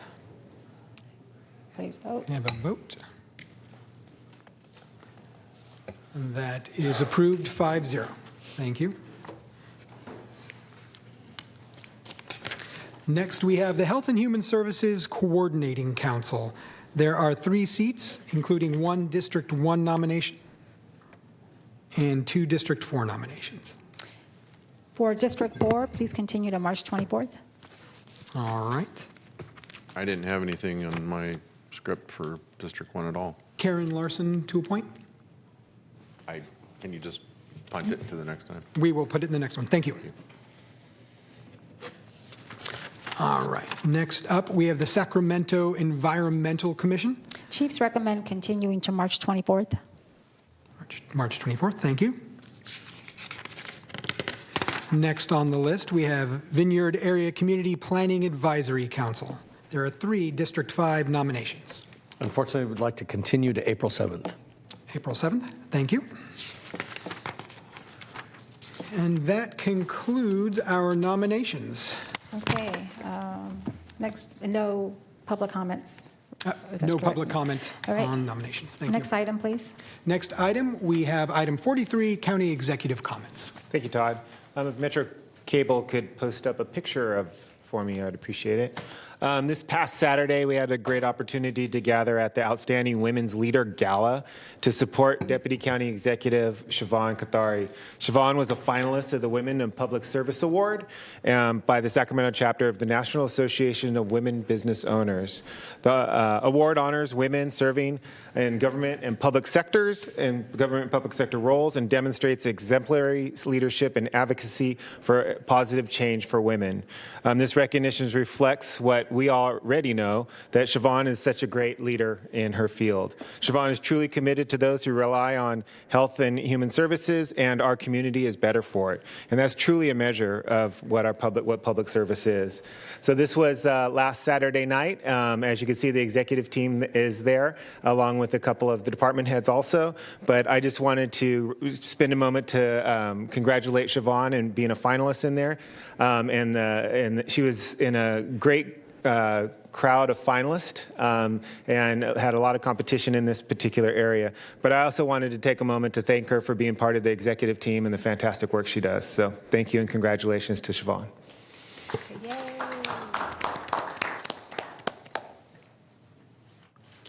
All right, next item. Next item on our agenda is number 44, Supervisor Reports and Comments. All right, Supervisor Cerna. Thank you, Chair. So I'll start by congratulating Siobhan, and I want to know from that last photo, how many glasses of wine did Mr. DeFonte have? He was having way too much fun. I don't know. So I didn't get final cut on that photography event. So. I just wanted to take a moment and congratulate our CEO, Mr. Villanueva. He became a grandfather this morning. So. Oh, we did. Yay. Thank you. Yes. Yeah. So that's. He had important things to do today, so I kept it up. That's a massive milestone in anyone's life. So congratulations, David. Thank you, Supervisor. All right, Supervisor Desmond. Just really quick. Well, I want to pass on my congratulations to both of you as well. And also just want to thank Supervisor Cerna for the photo session with all of us this morning. I appreciate you lending your expertise to the board. Thank me once you see the finished product. Well, that's true. All right, and I would also like to congratulate Siobhan. I think what many people don't know is her department touches the lives of thousands of Sacramentans each day. And so thank you for all your hard work and your dedication in your job. And it is truly a pleasure working with you. And that is all. Right, we will now be adjourn our meeting and go to closed session. Thank you, Supervisor. Did I say that right?